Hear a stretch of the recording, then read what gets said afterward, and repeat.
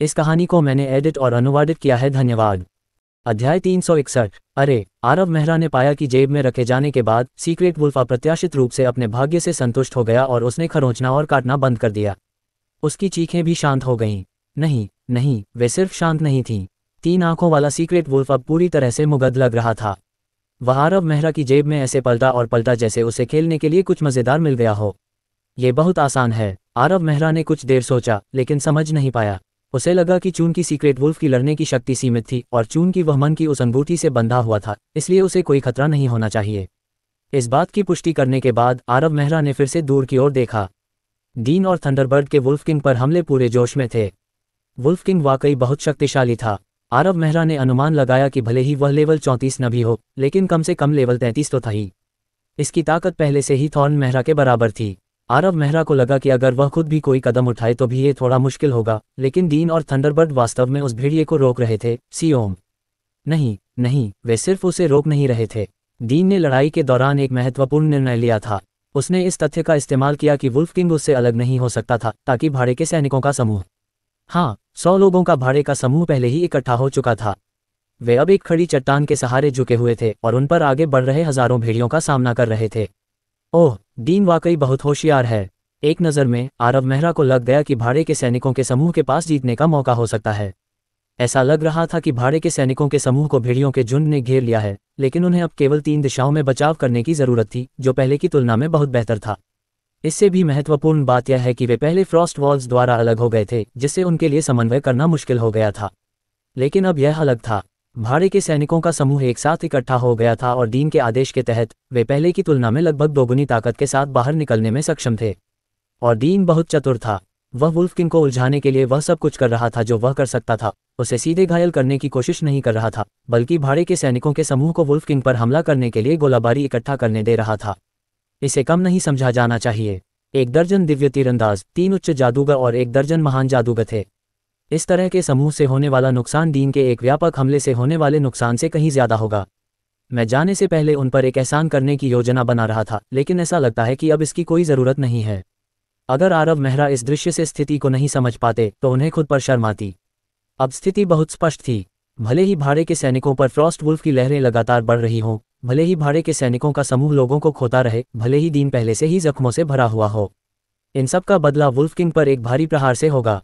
Dean से उलझा wolf king पहले ही भाड़े के सैनिकों के हमलों की 2 लहरों से मारा जा चुका था, जिससे वह डीन से कहीं ज्यादा खराब स्थिति में आ गया। सियोम, जब तक वुल्फ किंग मरता रहेगा, हजारों फ्रॉस्ट वुल्फ बिना सिर वाली मुर्गियां बन जाएंगे और भाड़े के सैनिकों का समूह अपनी फसल काट सकेगा। ये देखकर आरव मेहरा को पहले से ही पता था कि यह लड़ाई भाड़े के सैनिकों की जीत में समाप्त होगी। अगर वे जीत जाते तो अच्छा होता, क्योंकि कम से कम उन्हें उसकी मदद की जरूरत नहीं पड़ती। ये सोचकर आरव मेहरा ने अब संकोच नहीं किया और ज़ियुबन के कंधे को थपथपाया। चलो चलते हैं। उसने उन दोनों को जल्दी से आगे बढ़ाया और वे जल्दी से इस क्षेत्र से चले गए। बदमाशों, मुझे तुम्हें खोजने मत देना। इस समय डीन, जिस पर फ्रॉस्ट वॉल्स द्वारा हमला किया जा रहा था, ने शाप दिया। अमानवीय, हृदयहीन, तुम भाड़े के सैनिकों के समूह को यहाँ लड़ते हुए देखते हो और फिर भी तुम चले जाते हो। तुम इंसान हो या जानवर। दुर्भाग्य से एक निश्चित व्यक्ति को दूसरों को मरते हुए देखने में कोई समस्या नहीं थी। अपनी जेब में 3 आंखों वाले गुप्त भेड़िए और उसके पीछे ड्रैकोनिक बीस्टमैन के साथ आरव मेहरा खुशी खुशी युद्ध के मैदान से चले गए। कुछ मिनट बाद उसने तीनों मेहरा को उन जादुई जानवरों की लाशों के पास पाया। कैसा रहा? आरव मेहरा को लौटते देख तीनों ने तुरंत उसका स्वागत किया। अच्छी फसल, आरव मेहरा ने शांति से मुस्कुराया। कोई भी उम्मीद नहीं कर सकता था कि यह अच्छी फसल एक 3 आंखों वाला गुप्त भेड़िया था जो नोसेंट में केवल मुट्ठी भर बार दिखाई दिया था। अलग होने के बाद से जो कुछ हुआ था उसे जल्दी से सुनने के बाद पांचों के समूह ने आसमान की ओर देखा और पाया कि जल्द ही अंधेरा हो जाएगा। एक त्वरित चर्चा के बाद उन्होंने अपने टेंट को दूर नहीं लगाने का फैसला किया। कुछ टेंटों के बीच एक अलाव स्थापित किया गया था और अलाव के बगल में लगातार शिकायत करने वाला ड्रैकोनिक बीस्टमैन था। मैं रात की निगरानी क्यों कर रहा हूँ? ज़ियुबन अलाव के पास बैठा हुआ अपने दांत पीस रहा था, लेकिन किसी खास व्यक्ति के ध्यान में खलल डालने के डर से उसने ज्यादा जोर से बोलने की हिम्मत नहीं की। क्या बीस्टमैन भी इंसान नहीं है? क्या हमें भी सोने की जरूरत नहीं है? जब ड्रैकोनिक बीस्टमैन ने धीमी आवाज में गाली दी तो आरव मेहरा के तंबू से एक विस्मयादिबोधक सुनाई दिया। शिट! ज़ियुबन डर के मारे उछल पड़ा। उसे लगा कि उसकी बात सुन ली गई है और उसने अनजाने में अपना मुंह ढक लिया और चुपके से चारों तरफ स्यूडोस की तलाश करने लगा। लेकिन पूरे 1 मिनट तक देखने के बाद ड्रैकोनिक बीस्टमैन ने स्यूडोस को आते या आरव मेहरा के तंबू से कोई हलचल नहीं देखी। लेकिन ड्रैकोनिक बीस्टमैन को बहुत भरोसा नहीं हुआ, इसलिए उसने घबराते हुए पूछा, सर क्या कुछ हुआ है? ठीक है, ठीक से पहरा दो। ओह, ड्रैकोनिक बीस्टमैन ने सिर हिलाया और फिर चुपचाप अलाव के पास बैठ गया। इस तरह चौंकने के बाद उसे गाली देने की हिम्मत नहीं हुई। ड्रैकोनिक बीस्टमैन को यह नहीं पता था कि सर्वज्ञ सर मेहरा उतने शांत और संयमित नहीं थे जितना उसने सोचा था। अपने तंबू में लौटने के बाद आरव मेहरा ने तुरंत ध्यान लगाना शुरू नहीं किया। उसने 3 आंखों वाले गुप्त भेड़िए के लिए कुछ खाना निकालने के लिए अपनी जेब खोली, लेकिन आरव मेहरा अपनी जेब खोलने के बाद पागल हो गया। आरव मेहरा के पास 2 जेबें थीं। बाईं जेब में जगह को बढ़ाने के लिए उस पर नक्काशी की गई थी। यह एक ऐसी विधि थी जिसका इस्तेमाल कई जादूगर आमतौर पर करते थे। एक जादूगर को यात्रा पर निकलते समय बहुत सी चीजें ले जाने की जरूरत होती है, लेकिन वर्तमान युग में स्थानिक वस्तुएं कम और दुर्लभ थीं, इसलिए जादूगरों ने इसके बजाय स्थानिक विस्तार सरणियों का इस्तेमाल किया। लेकिन इन स्थानिक विस्तार सरणियों में एक कमजोरी थी, उन्हें हर बार खोलने पर अनलॉक करना पड़ता था। इसके लिए आमतौर पर किसी मंत्र या इशारे की आवश्यकता होती थी। ये जादूगरों के लिए वास्तव में थोड़ा असुविधाजनक था, क्योंकि लड़ाई में कुछ भी पल भर में हो सकता था, इसलिए कोई भी समय बर्बाद करने की हिम्मत नहीं करता था। सरणी को अनलॉक करना सामान्य रूप से ठीक हो सकता है, लेकिन लड़ाई में ये पल जीवन और मृत्यु के बीच का अंतर हो सकता है। इस प्रकार अधिकांश समय आरव मेहरा अपनी दाहिनी जेब में वे वस्तुएं रखता था जिनका वह आमतौर पर उपयोग करता था, जैसे कि जादुई उपकरण, औषधियां या मैना क्रिस्टल। उस जेब पर कोई सरणी नहीं बनी थी, यह एक साधारण जेब थी, और 3 आंखों वाले गुप्त भेड़िए को पकड़ने के बाद आरव मेहरा ने उसे इस जेब में डाल दिया। लेकिन परिणामस्वरूप कुछ हुआ। जब आरव मेहरा ने अपनी जेब खोली तो 3 आंखों वाला गुप्त भेड़िया एक गेंद की तरह मुड़ा हुआ लेटा हुआ था। नहीं, आरव मेहरा को अचानक एहसास हुआ कि कुछ हुआ होगा, और निश्चित रूप से जब आरव मेहरा ने 3 आइड सीक्रेट वुल्फ को उठाया और अपनी जेब की जांच की तो वह अवाक रह गया। उसकी जेब में मौजूद दर्जन भर मैना क्रिस्टल गायब हो गए थे। जादू के औजार और औषधियां ठीक थीं, लेकिन दांत के निशानों से आरव मेहरा देख सकता था कि वे क्रूर हमलों से बच नहीं पाए थे। बकवास। आरव मेहरा उन मैना क्रिस्टल के खो जाने से थोड़ा अवाक रह गया। उनका इस्तेमाल आमतौर पर उसके मैना को फिर से भरने के लिए किया जाता था, और हालांकि वे उच्चतम स्तर के मैना क्रिस्टल नहीं थे, फिर भी कुछ मैना क्रिस्टल थे जो 20 या उससे अधिक स्तर के थे। आरव मेहरा एक उच्च जादूगर था, इसलिए 20 से कम स्तर के मैना क्रिस्टल उसके लिए अर्थहीन थे। लेकिन अब 20 से अधिक स्तर के 1 दर्जन मैना क्रिस्टल गायब हो गए थे। ये कुछ मिलियन गोल्ड थे। जहां तक उनके ठिकाने का सवाल है, कहने की जरूरत नहीं है, 3 आंखों वाले सीक्रेट वुल्फ के पेट पर एक नज़र डालने से ही सब कुछ समझ में आ गया। आरव मेहरा असहाय होकर वहीं खड़ा रहा और अभी भी सो रहे 3 आंखों वाले सीक्रेट वुल्फ को देखता रहा। उसे समझ में नहीं आ रहा था कि उसे क्या कहना चाहिए। वे पहले ही खाए जा चुके थे, क्या उसे वाकई उन्हें थूकने के लिए कहना पड़ा? जब वह हिल रहा था, आरव मेहरा को अचानक पता चला कि 3 आंखों वाले सीक्रेट वुल्फ के माथे पर निशान थोड़ा अलग लग रहा था। क्या हो रहा है? आरव मेहरा अचानक चिंतित हो गया। उसने अभी अभी ये मैना क्रिस्टल खो दिए थे, और अगर उसे पता चले कि यह 3 आंखों वाला सीक्रेट वुल्फ वास्तव में नकली है तो यह मजाक नहीं होगा। ओह, 3 आंखों वाला सीक्रेट वुल्फ अभी भी सपना देख रहा था। वह उन मैना क्रिस्टल्स को खाने के बाद गहरी नींद में था, नींद में आवाजें निकालते हुए अपना पेट रगड़ रहा था। लेकिन उसके माथे पर छाप पर एक छोटा सा बदलाव दिखाई दिया। आरव मेहरा को स्पष्ट रूप से याद था कि उस पर छाप लाल थी। यह एक छोटा लाल बिंदु था जो खून की बूंद जैसा दिखता था, लेकिन अब यह खून का धब्बा एक अजीब प्रतीक में बदल गया था। यह क्या है? आरव मेहरा ने इसे ध्यान से जांचते हुए भौहें सिकुड़ी, फिर एक बार फिर अवाक रह गए। 3 आंखों वाले गुप्त भेड़िए के माथे पर खून के धब्बे जैसा निशान वास्तव में एक दिव्य रून था जो सभी ज्ञान के स्रोत एशियन राजवंश से आया था। आरव मेहरा वास्तव में उस रून को जानते थे। इसका मतलब था थंडर और लाइटनिंग, दुनिया को बहरा करने वाली गड़गड़ाहट और धरती को चीर देने वाली बिजली। अध्याय 362। हाँ, थंडर और लाइटनिंग के पीछे यही अर्थ था। आरव मेहरा को खस्ताहाल पुस्तकालय में देखे गए एशियन राजवंश के शोध का विवरण देने वाले नोट स्पष्ट रूप से याद थे। हालांकि दिव्य रूनों को पूरी तरह से पुनरुत्पादित नहीं किया गया था, लेकिन कुछ महत्वपूर्ण और सरल रूनों का अनुवाद किया जा सका, जैसे कि 4 तत्व, जल, अग्नि, वायु और पृथ्वी, या थंडर और लाइटनिंग, प्रकाश और अंधकार इत्यादि। अब 3 आइड सीक्रेट वुल्फ के माथे पर जो चरित्र है वह थंडर और लाइटनिंग का चरित्र है। लेकिन ये रून क्यों था? आरव मेहरा ने इसके बारे में कुछ देर सोचा, लेकिन वह समझ नहीं पाया। 3 आइड सीक्रेट वुल्फ एक दुर्लभ अस्तित्व था, इतना रहस्यमय कि इसके बारे में मूल रूप से कुछ भी नहीं लिखा गया था। अगर भाड़े के राजा की कहानी न होती तो शायद नोसेंट में 3 आइड सीक्रेट वुल्फ का उचित रिकॉर्ड नहीं होता। लेकिन भाड़े के राजा के मामले में भी अधिकांश जानकारी ने उसकी दुनिया को हिला देने वाली ताकत का विवरण दिया और उसके जीवन को एक पौराणिक प्रकाश में चित्रित किया। फिर भी उसके साथ मौजूद 3 आंखों वाले गुप्त भेड़िए को वह प्रभामंडल नहीं मिला। अन्यथा आरव मेहरा को पता चल सकता था कि 3 आंखों वाले गुप्त भेड़िए में मैना क्रिस्टल के लिए इतनी बड़ी भूख थी। रुको, मैना क्रिस्टल, ये सोचते हुए आरव मेहरा अचानक जम गया। फिर वह कांप उठा। दर्जनों मैना क्रिस्टल में से सबसे मजबूत मैना क्रिस्टल वॉन की प्रयोगशाला से आया था। यह अल्फा थंडरबर्ड से आया था जिसे उसने स्यूडोस के साथ मार दिया था। आरव मेहरा को वह याद था क्योंकि अल्फा थंडरबर्ड पहले ही लेवल 30 पर पहुंच चुका था, फिर भी उसने जो मैना क्रिस्टल गिराया था वह किसी अजीब कारण से लेवल 26 का ही था। आरव मेहरा ने एक बार अनुमान लगाया था कि वॉन की प्रयोगशाला में अलग वातावरण के कारण ऐसा हुआ होगा। किसी शक्ति के प्रभाव में थंडरबर्ड ने अपनी सीमाओं को तोड़ दिया और लेवल 30 से आगे की शक्ति प्रदर्शित की। आरव मेहरा ने यह भी अनुमान लगाया कि यह गोगास के उत्तरी भाग में पर्वत श्रृंखला के कारण था। स्वाभाविक रूप से ये केवल एक अनुमान था।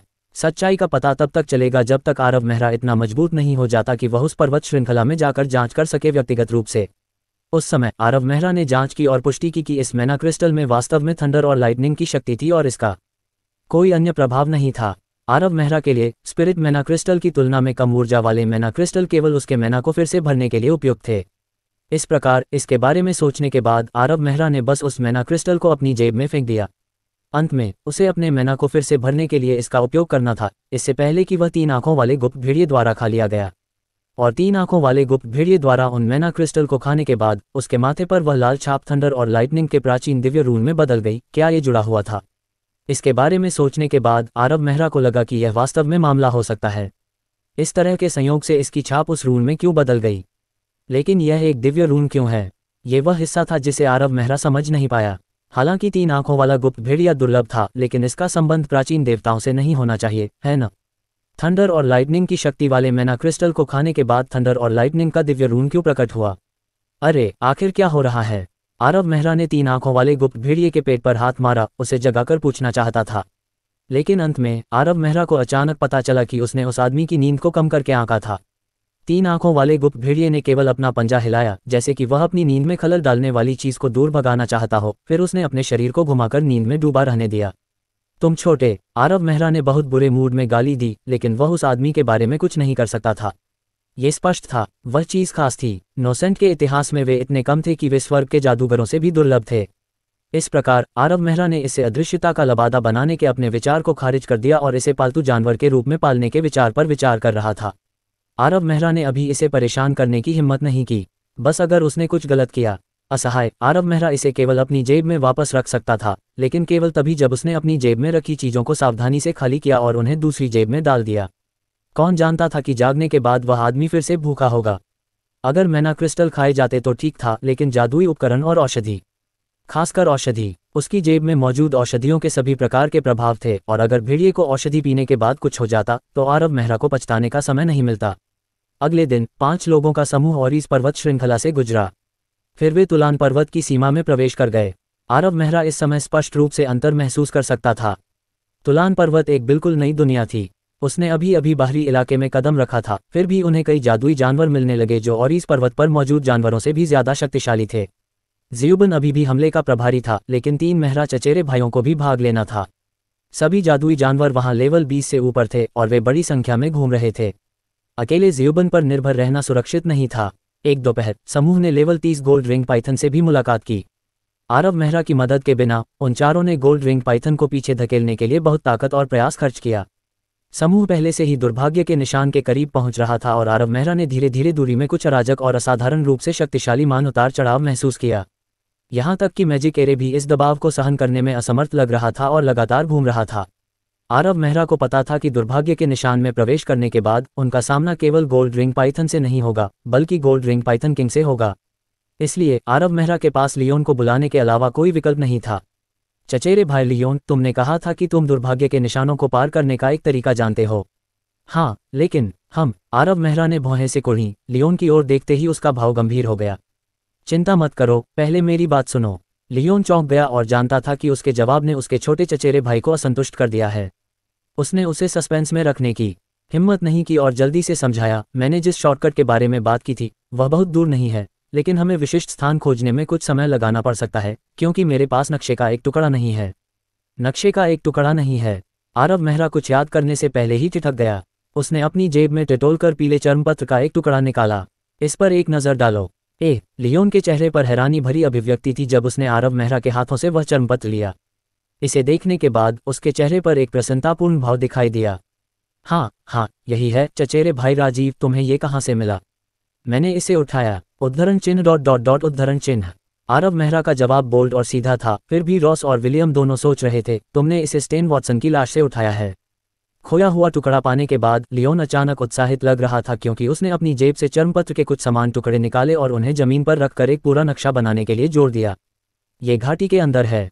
लियोन के चेहरे पर अचानक एहसास का भाव दिखाई दिया। हमें केवल इस नक्शे का अनुसरण करना है और 3 घंटे में हम घाटी में प्रवेश करने में सक्षम होंगे। शॉर्टकट का प्रवेश द्वार वहां है और दुर्भाग्य के निशानों को बाईपास करने और अभी भी तुलान पर्वत श्रृंखला से गुजरने का यही एकमात्र तरीका है। एक स्पष्ट दिशा प्राप्त करने के बाद 5 लोगों के समूह ने अब और संकोच नहीं किया। ज़ियुबन अभी भी 3 मेहरा चचेरे भाइयों के साथ आगे बढ़ रहा था। वे आगे बढ़ते रहे, घाटी की ओर दौड़ते हुए उन्हें सभी प्रकार के जादुई जानवरों का सामना करना पड़ा। दोपहर में समूह अपने गंतव्य पर पहुंच गया। ये घाटी कुछ अलग थी। दुर्भाग्य के निशानों के अस्तित्व के कारण तुलान पर्वत के आसपास का इलाका हमेशा से वीरान माना जाता था, लेकिन घाटी में प्रवेश करने के बाद वे जो दृश्य देख सकते थे वह देखने लायक था। एक छोटी नदी की कलकल, हरे भरे पेड़, घास का लॉन और यहाँ तक कि उनके सिर के ऊपर चमकता सूरज भी कोमल लग रहा था। वास्तव में ऐसी जगह है। विलियम बिना रुके पूरे रास्ते लड़ता रहा था, इसलिए जब उसने ऐसी जगह देखी तो उसके चेहरे पर संतोष के भाव दिखाई दिए। वह अपना चेहरा धोने के लिए पानी लेने के लिए पानी की धारा की ओर भागा।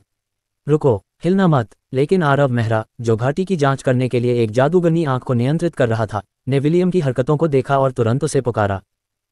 विलियम तुरंत स्तब्ध रह गया। वहां से निकल जाओ, जल्दी से। ओह ओह। सौभाग्य से विलियम ने हमेशा अपने छोटे चचेरे भाई की बातों को दिल से लिया था। हालांकि आरव मेहरा के पास समझाने का समय नहीं था, फिर भी विलियम आज्ञाकारी ढंग से 1 दर्जन कदम पीछे हट गया। और निश्चित रूप से जैसे ही विलियम जल्दी से पीछे हटा, पानी की धारा से एक जोरदार विस्फोट हुआ। इसके बाद हवा में एक गीजर फूट पड़ा। झटके के बीच लगभग हर कोई उस विशाल काली छाया को देख सकता था जिसने पानी के उस गीजर को बनाया था। यह एक अजगर था जो धारा में छिपा हुआ था। यह भयावह रूप से तेज था और एक पल में 1 दर्जन मीटर की दूरी तय कर गया। केवल एक तेज आवाज सुनाई दी जब वह भयावह सिर विलियम के सामने उठा। जब अजगर ने उसे काटने के लिए अपना खूनी मुंह खोला तो विलियम के नथुने बदबू से भर गए।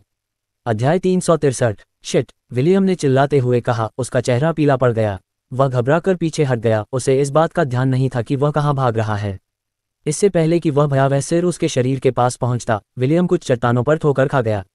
मैं मर चुका हूं। अजगर का खूनी मुंह तेजी से खुला जैसे ही उसके नुकीले दांत ठंडी रोशनी से टिमटिमाने लगे। हवा में फैली घनी मछली जैसी गंध से विलियम निराश हो गया। ये खत्म हो गया है। ये वास्तव में खत्म हो गया है।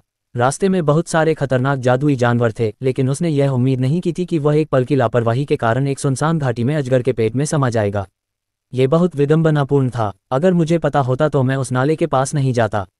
जब विलियम निराशा और पछतावे से भर गया तो एक बहुत बड़ी ताकत ने उसे तेजी से पीछे खींच लिया। विलियम प्रतिक्रिया भी नहीं कर पाया क्योंकि वह उड़ गया था। उसने केवल एक जोरदार धमाका सुना जिसमें 2 भारी आवाजें गूंज रही थीं। आग की लपटों के निशान छोड़ते हुए 2 फ्लेम बर्स्ट विलियम को छूते हुए उड़ गए। गड़गड़ाहट, गड़गड़ाहट। बॉक्सनोवल सीओ 2 फ्लेम बर्स्ट ने अजगर को मारा और चोट ने उसे करुण विलाप करने पर मजबूर कर दिया। उनके सामने उसका कई दर्जन मीटर लंबा शरीर खुला हुआ था और वह रेंगता हुआ आगे बढ़ गया। 2 लालटेन के आकार की आंखें सभी को घृणा भरी नजर से करीब से देख रही थीं। सिर्फ एक पानी का सांप। यह पानी में रहने से संतुष्ट नहीं था, इसलिए यह मौत को आमंत्रित करने के लिए किनारे पर आ गया। आरव मेहरा ने डूम स्टाफ के साथ अजगर की ओर इशारा करते हुए ठंडी सांस ली, जिसके बाद एक और फ्लेम बर्स्ट हुआ। अजगर काफी भयंकर था। लगातार 3 फ्लेम बर्स्ट झेलने के बाद ये वास्तव में पीछे नहीं हटा, बल्कि अपनी आश्चर्यजनक गति का उपयोग करके आरव मेहरा के समूह की ओर भाग गया। यह पागलपन भरा काम निस्संदेह जादूगर के लिए सबसे खतरनाक था। चाहे जादूगर कितना भी शक्तिशाली क्यों न हो, उसे अपने नज़दीक एक शक्तिशाली दुश्मन के होने के परिणामों के बारे में सोचना ही पड़ता। लेकिन क्या अफसोस, अजगर का प्रतिद्वंद्वी आरव मेहरा था। आरव मेहरा ने अजगर को लगातार आते हुए नहीं देखा। उसने अपने हाथ में डूम स्टाफ नहीं रखा और अपना पहला फ्लेम बर्स्ट डालने के बाद उसने दूसरा, तीसरा, चौथा। थोड़ी ही देर में आरव मेहरा ने 10 फ्लेम बर्स्ट डाले। एक फ्लेम बर्स्ट से होने वाला नुकसान चौंकाने वाला था। इस तथ्य का उल्लेख नहीं करना चाहिए कि उसने एक ही स्थान पर निशाना साधते हुए लगातार 10 डाले। अजगर चाहे कितना भी भयंकर क्यों ना हो, 10 फ्लेम बर्स्ट खाने के बाद डर अजगर की आंखों में नफरत की जगह ले सकता था। जब आरव मेहरा ने अपना 16वां फ्लेम बर्स्ट डाला तो अजगर ने अपना शरीर मोड़ लिया, अपनी पीठ को ढकने के लिए अपने मोटे शल्कों का इस्तेमाल किया और फ्लेम बर्स्ट की बमबारी को रोका। आरव मेहरा ने फिर दूसरी बार ऐसा किया और तीसरी बार, और इस तरह घाटी में एक अजीब दृश्य दिखाई दिया। एक इंसान और एक अजगर 50 मीटर से भी कम दूरी पर थे, लेकिन इंसान स्थिर खड़ा था, कास्टिंग करते समय अपनी छड़ी को पकड़े हुए, जबकि अजगर बार बार मुड़ रहा था और अपनी पीठ के मोटे शल्कों से हमलों का विरोध कर रहा था। ये बिल्कुल सर्कस के जानवर जैसा लग रहा था जिसे उसके प्रशिक्षक चाबुक से निर्देश दे रहे थे। इसके अलावा उस चाबुक ने चोट पहुंचाई। आरव मेहरा ने कभी भी फ्लेम बर्स्ट डालना बंद नहीं किया, वे बस एक के बाद एक उड़ते रहे। उनके कास्टिंग का समय एक जैसा था, एक जैसी लय थी, सब कुछ एक जैसा था। वे बस एक जैसे प्रतिरूप थे। अगर कोई अनुभवी जादूगर इस लड़ाई को देखता तो शायद उसे हंसी आती। किस तरह का जादूगर लड़ना नहीं जानता, लेकिन आरव मेहरा सिर्फ इस मशीन जैसी पुनरावृत्ति पर भरोसा कर रहा था ताकि अजगर की पीठ पर मौजूद मोटे स्केल को उड़ाया जा सके। अब तक 47 फ्लेम बर्स्ट फायर हो चुके थे। फिर लड़ाई में कोई रहस्य नहीं रह गया था। आरव मेहरा ने सिर्फ 2 विंड ब्लेड का इस्तेमाल किया और लड़ाई खत्म कर दी। 2 विंड ब्लेड ने एक अजीब कोण से खुले घाव को काटा और अजगर के अंदरूनी हिस्सों को तुरंत नष्ट कर दिया। अजगर कभी भी आरव मेहरा के 50 मीटर के भीतर नहीं आ पाया। आरव मेहरा ने शुरू से ही कोई दबाव महसूस नहीं किया था। ये तीसरी बार था जब लियोन ने आरव मेहरा को कोई चाल चलते देखा था। पहली बार तब जब लियोन ने मैना शैकल्ड को खत्म किया था। दूसरी बार तब जब आरव मेहरा ने एल्डर काउंसिल में तबाही मचाई थी। सच कहूं तो लियोन को आरव मेहरा की ताकत के बारे में अच्छी समझ नहीं थी। पहली बार बहुत जल्दी हुआ और लड़ाई शुरू होते ही खत्म हो गई। दूसरी बार आरव मेहरा ने 10,000 स्पेल व्हील पर बहुत ज्यादा भरोसा किया। थॉर्न के खिलाफ लड़ाई बहुत उच्च स्तरीय थी और लियोन इसे समझ नहीं पाया। इस प्रकार लियोन को केवल इतना पता था कि उसका छोटा चचेरा भाई बहुत डरावना व्यक्ति था, लेकिन वह नहीं जानता था कि वह कितना दुर्जय था। लेकिन लियोन अब समझ गया था।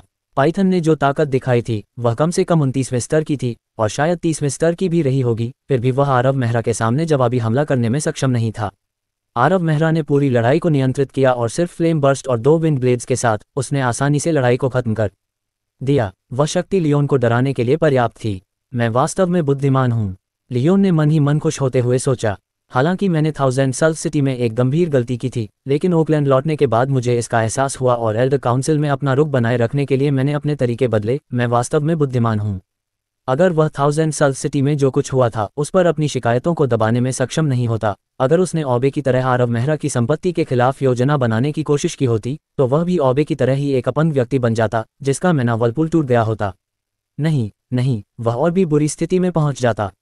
उसके पास थॉर्न मेहरा जैसा पिता नहीं था। लियोन इस बारे में सोचते ही कांप उठा।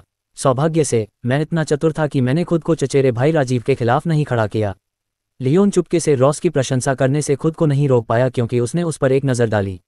रॉस मेहरा परिवार में एक अकेला व्यक्ति माना जाता था, लेकिन लियोन को उम्मीद नहीं थी कि वह आदमी इतनी जल्दी प्रतिक्रिया देगा। वह आते ही आरव मेहरा की जान को गले लगाने के लिए दौड़ा और चाहे ये भाग्य के कारण हो या सूझबूझ के कारण, वे दोनों ओबे से 10 गुना बेहतर थे। ऐसा लगता है कि अगले कुलपति के पद के लिए केवल रॉस ही मुझसे प्रतिस्पर्धा कर सकता है। जब लियोन ने यह आखिरी विचार सोचा तो विलियम अजगर की कटाई कर चुका था। वे केवल 5 थे। वे उस भाड़े के समूह की तरह नहीं थे जिसका उन्होंने सामना किया था, जिसमें 1 दर्जन महान जादूगर थे, इसलिए विलियम की कटाई अपेक्षाकृत कठिन थी। उसने केवल कुछ दर्जन तराजू ही इकट्ठा किए जिनमें सबसे मजबूत रक्षात्मक शक्ति थी और मूल्यवान मैना क्रिस्टल। बाकी में बहुत अधिक मूल्यवान चीजें नहीं थीं। अजीब, विलियम संदिग्ध भाव से मैना क्रिस्टल को अपने हाथ में पकड़े हुए था। यह एक साधारण वन अजगर का मैना क्रिस्टल है। आपको क्या लगता है कि यह और क्या था? आरव मेहरा ने मुस्कुराते हुए कहा। विलियम के आकलन से बिल्कुल भी आश्चर्यचकित नहीं हुआ। लेकिन वन अजगर इतने दुर्जय नहीं है न? विलियम समझ नहीं पाया। वास्तव में विलियम को इस तरह का निर्णय लेने के लिए दोषी नहीं ठहराया जा सकता। वन अजगर सांप जैसे जादुई जानवरों में सबसे आम और सबसे कमजोर था। आमतौर पर नम और नम जगहों पर अगर वन अजगर के कोई निशान देखे जाते थे तो वे सबसे अधिक कमजोर होते थे, लगभग 10 स्तर के। सबसे मजबूत स्तर 20 से आगे नहीं बढ़ सकता। लेकिन विलियम ने व्यक्तिगत रूप से उस अजगर की शक्ति का अनुभव किया था। ये वास्तव में लेवल 30 होने के बराबर था, अन्यथा विलियम अपनी ताकत से इसका ख्याल रख सकता था। एक फॉरेस्ट पाइथन लेवल 30 तक कैसे पहुंच सकता है? क्योंकि इस जगह का एक खास माहौल है। आरव मेहरा ने विलियम के सवाल का जवाब दिए बिना ही जवाब दिया। उसने इस सुनसान घाटी की पूरी जांच शुरू करते हुए कुछ जादूगा आंखें निकालीं। अपनी छठी जादूगा आंख डालने के बाद आरव मेहरा ने विलियम की ओर देखा और पाया कि वह अभी भी उलझन में था। क्या तुम 4 सीजन्स कैन्यन के बारे में भूल गए हो? ओह, 4 सीजन्स कैन्यन। आरव मेहरा द्वारा याद दिलाए जाने के बाद विलियम को वह घाटी याद आ गई जिसे वह 1000 सल्स सिटी जाने के बाद एक्सप्लोर करने में सक्षम था। क्या उसने उस समय कुछ अजीब अनुभव नहीं किया था? उस समय जादुई जानवर बिल्कुल इस फॉरेस्ट पाइथन की तरह थे। उन्होंने सामान्य ज्ञान को तोड़ दिया और उस स्तर पर पहुंच गए जहां उन्हें नहीं पहुंचना चाहिए था। क्या ये जगह 4 सीजन्स कैन्यन जैसी हो सकती है? चचेरे भाई, ये सुनकर विलियम अचानक चिंतित हो गया। विलियम की यादों में वह बड़ी लड़ाई ताज़ा थी। मुझसे मत पूछो कैसे, मुझे नहीं पता। आरव मेहरा की जादूगरनी आंखों ने धीरे धीरे पूरी घाटी की खोज शुरू कर दी। इस तरह की खोज से आरव मेहरा को कुछ स्पष्ट परिणाम मिले। पाया, तीसरी जादूगरनी आंख के जरिए आरव मेहरा ने घाटी की गहराई में एक विशाल पेड़ को जल्दी से ढूंढ लिया। जीवन की आभा की मोटाई, जटिल सरनी, सब कुछ फोर सीजन्स कैन्यन के उस प्राचीन पेड़ की तरह था। अध्याय 364। जरूर, ये देखकर आरव मेहरा को पता चल गया कि उसने गलत अनुमान नहीं लगाया था और यह जगह बिल्कुल फोर सीजन्स कैन्यन जैसी थी। किसी तरह के बल से मुड़ जाने के बाद यह एक खास जगह बन गई। लेकिन फोर सीजन्स कैन्यन का निर्माण एक प्राचीन देवता की आत्मा के टुकड़े से संबंधित था। तो क्या ये संभव है कि इस घाटी में एक प्राचीन देवता की आत्मा का टुकड़ा दफन हो? जब उसने ये सोचा तो आरव मेहरा को अचानक एक समस्या का एहसास हुआ। हालांकि उसके पास एक प्राचीन देवता की आत्मा का एक टुकड़ा था, लेकिन वह वास्तव में ऐसे अनुचित अस्तित्व के बारे में कुछ नहीं जानता था। उसने उस आत्मा को फोर सीजन्स कैन्यन के प्राचीन पेड़ के नीचे पाया था, लेकिन लॉर्ड शॉन के कड़े विरोध के चलते उसने उसे अपने डेमीप्लेन में फेंक दिया। कुछ महीनों तक इस पर ध्यान नहीं दिया। अगर इस घाटी में संभवतः दूसरा आत्मा अंश न होता तो शायद वह इस मामले को पहले ही भूल चुका होता। मुझे आश्चर्य है कि क्या यह अभी भी वहाँ है। विलियम और अन्य लोगों को आराम देने के बाद आरव मेहरा ने प्लेना पथ खोलने के लिए मृत्यु की पुस्तक खोलने से पहले एकांत स्थान की तलाश की।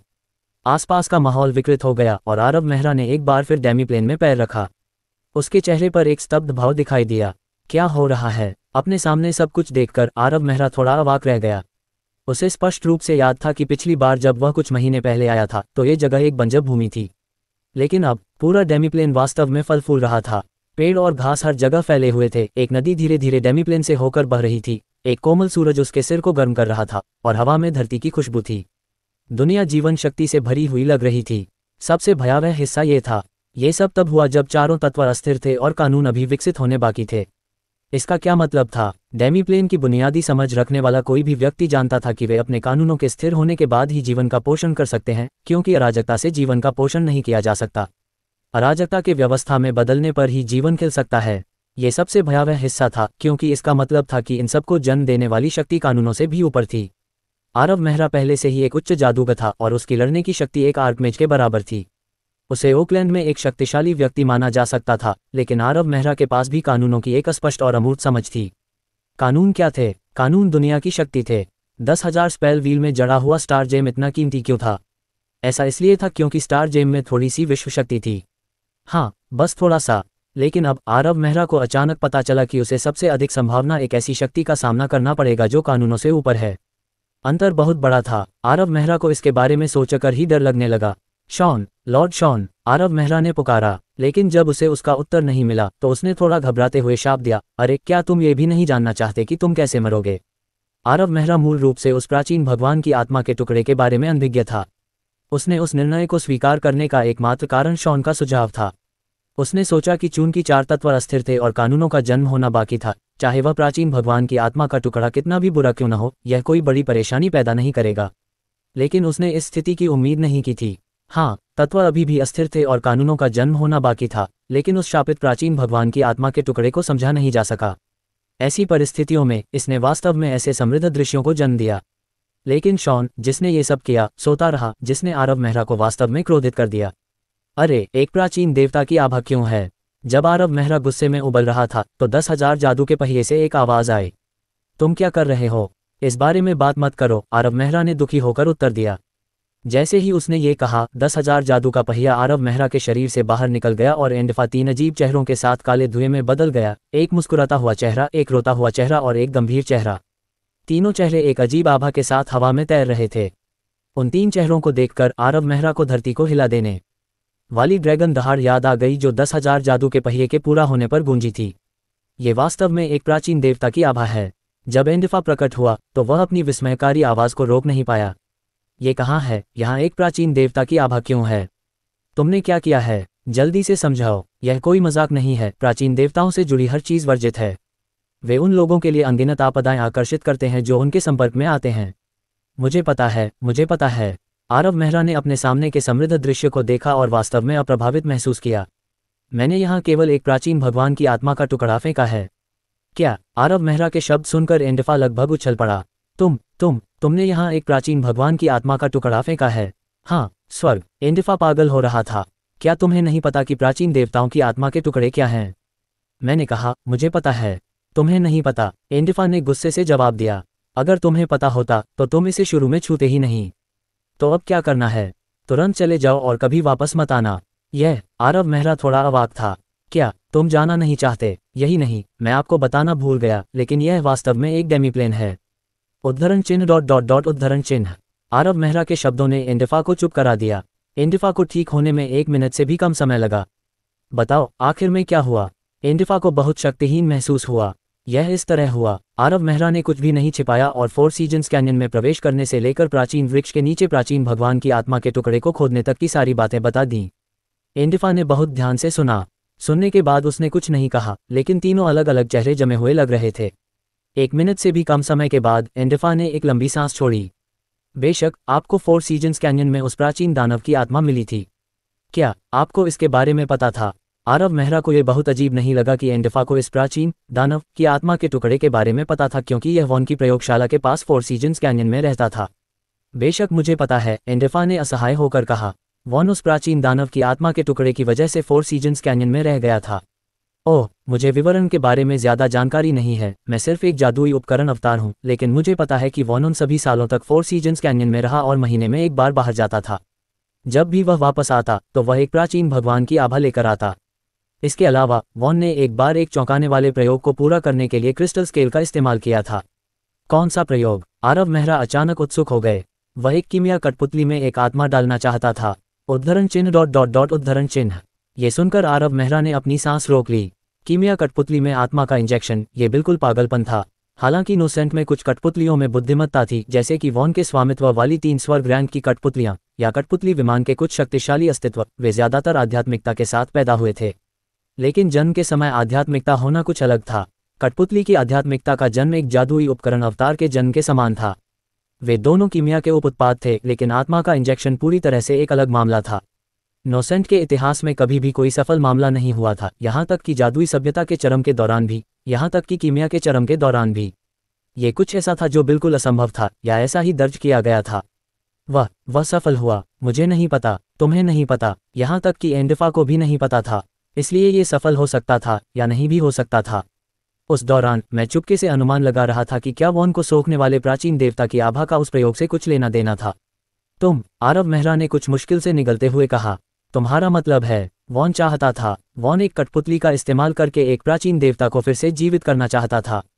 आरव मेहरा इस घटनाक्रम से चौंक गए। अगर यह सच था तो वॉन एक शुद्ध पागल था, इतिहास का सबसे पागल कीमियागर। प्राचीन देवता नोसेंट में सच में वर्जित थे। उनसे जुड़ी किसी चीज को छूना भी अभिशाप या आपदा लाता था। फिर भी वॉन एक कठपुतली का इस्तेमाल करके एक प्राचीन देवता को फिर से जीवित करना चाहता था। अगर वह सफल हो जाता तो नोसेंट का इतिहास फिर से लिखा जा सकता था। लेकिन जब आरव मेहरा भयावहता में डूब रहा था तो एक बार फिर एंडरफा की आवाज गूंजी। ये पुनरुत्थान जैसी कोई सरल चीज नहीं थी। अध्याय 365। नहीं, सिर्फ पुनरुत्थान नहीं, ये सब वॉन नहीं चाहता था। हालांकि वॉन की मृत्यु कई सहस्राब्दियों पहले हो चुकी थी, फिर भी जब एंडिफा ने उसका नाम लिया तो उसकी आवाज में डर की झलक थी। मैंने एक बार हेवन रैंक पपेट का डिजाइन देखा था जिसे वॉन ने तैयार किया था। रुको, आरव मेहरा को यह सुनकर कुछ गड़बड़ लगी। मैंने गलत नहीं सुना, है न? आपने कहा कि वॉन ने हेवन रैंक पपेट का डिजाइन तैयार किया था। आरव मेहरा ने हेवन रैंक शब्दों पर जोर दिया। हाँ, ये सही है। लेकिन एंडिफा ने सहज स्वर में उत्तर दिया। उद्धरण चिन्ह डॉट डॉट डॉट उद्धरण चिन्ह। आरव मेहरा ने खुद को शांत करने के लिए मजबूर करने से पहले एक गहरी सांस ली और पूछा, आप कह रहे हैं कि एक कारीगर ने हेवन रैंक पपेट का डिजाइन तैयार किया था? हाँ, एक कारीगर। लेकिन आरव मेहरा को उम्मीद नहीं थी कि ये शब्द एंडिफा को मजेदार लगेंगे। खुद को रोकने में सक्षम होने से पहले वह कुछ देर तक हंसा। क्या तुम सच में मानते हो कि वॉन सिर्फ एक कारीगर था? क्या तुम सोचते हो कि जिस कीमियागर को डार्क सेज की विरासत में मिली, क्या तुम सोचते हो कि जिस कीमियागर की शक्ति ने एक सहस्राब्दी से अधिक समय तक साम्राज्य को हिलाकर रख दिया, जिसने सभी स्वर्ग रैंक के शक्तिशाली लोगों को अपना सिर उठाने में असमर्थ बना दिया, वह सिर्फ एक कारीगर होगा? जरा सोचो, वॉन को क्रिस्टल आइलैंड के 6 अधिपतियों को दबाने में सिर्फ 3 साल लगे, वह सिर्फ एक कारीगर कैसे हो सकता है? उद्धरण चिन्ह डॉट डॉट डॉट उद्धरण चिन्ह। आरव मेहरा ये सुनकर थोड़ा अवाक रह गया। एंडिफा के शब्दों ने वॉन के बारे में आरव मेहरा की समझ को पूरी तरह से खत्म कर दिया। लंबे समय से वॉन पहले से ही सभी तरह के रिकॉर्ड में दिखाई दे रहा था और उसे हमेशा एक कारीगर के रूप में संदर्भित किया जाता था। हालांकि वह एक कारीगर से कहीं ज्यादा शक्तिशाली था, फिर भी वह एक कारीगर ही था। वास्तव में आरव मेहरा को हमेशा यह अजीब लगता था, लेकिन जब लिस ने उसे संयुक्त अभियान में शामिल होने के लिए कहा तो आरव मेहरा ने सीधे तौर पर सहमति दे दी। ऐसा इसलिए था क्योंकि आरव मेहरा को लगा कि कारीगर के खंडहरों की खोज करना उसकी क्षमताओं के भीतर था। लेकिन अब जादू के औजार का अवतार जो सहस्राब्दियों से वॉन का पीछा करता रहा, एंडिफा, उसे बता रहा था कि वॉन सिर्फ एक कारीगर नहीं था। सिर्फ एक कारीगर नहीं, तो क्या वह एक साईं संत कीमियागर, ये कुछ ऐसा है जिसके बारे में मुझे नहीं पता, मैं सिर्फ एक जादू के औजार का अवतार हूँ। लेकिन आरव मेहरा द्वारा ये सवाल पूछे जाने के बाद एंडिफा ने एक बार फिर जवाब देने से इनकार कर दिया और कुछ भी ठोस कहने से परहेज किया। किसी भी मामले में मैंने उसे उस स्वर्गग्रैंड कठपुतली का डिज़ाइन पूरा करते देखा। ठीक है, आरव मेहरा ने सिर हिलाया, लेकिन इस मामले पर जोर नहीं दिया, क्योंकि वह जानता था कि यह अजीब जादू उपकरण अवतार वॉन जितने ही रहस्य छिपा रहा था। उसने हाथ में मौजूद मामले पर ध्यान केंद्रित करने का फैसला किया। स्वर्गग्रैंड कठपुतली के बारे में भाग जारी रखें। हाँ, जब मैंने वॉन का डिज़ाइन देखा तो मुझे एक बहुत ही अजीब हिस्सा दिखाई दिया। वॉन ने आत्मा इंजेक्शन के लिए इस्तेमाल किए जाने वाले स्वर्गग्रैंड कठपुतली में 2 इंटरफेस छोड़े थे। क्या? आरव मेहरा ने सोचा, 2 इंटरफेस? क्या वॉन 2 प्राचीन देवताओं की आत्माओं को इंजेक्ट करने के बारे में सोच रहा था? लेकिन फिर आरव मेहरा को कुछ सूझा। नहीं, ये 2 प्राचीन देवताओं की आत्माओं के लिए नहीं था। प्राचीन देवता कितने दुर्जय थे। वे अपनी शक्ति के अवशेष के साथ एक आर्कमेज को आसानी से मार सकते थे, लेकिन स्वर्गग्रैंड के कठपुतली के लिए प्राचीन भगवान की आत्मा को अपने पास रखना पहले से ही बहुत मुश्किल होगा। लेकिन अगर यह प्राचीन भगवान की आत्मा के लिए नहीं था तो ये किस लिए था? आरव मेहरा अचानक चौंक गए जब उन्हें जवाब का एहसास हुआ। उन्होंने एंडरफा को डर से देखा। आपका मतलब है दूसरा इंटरफेस अलग रखा गया था?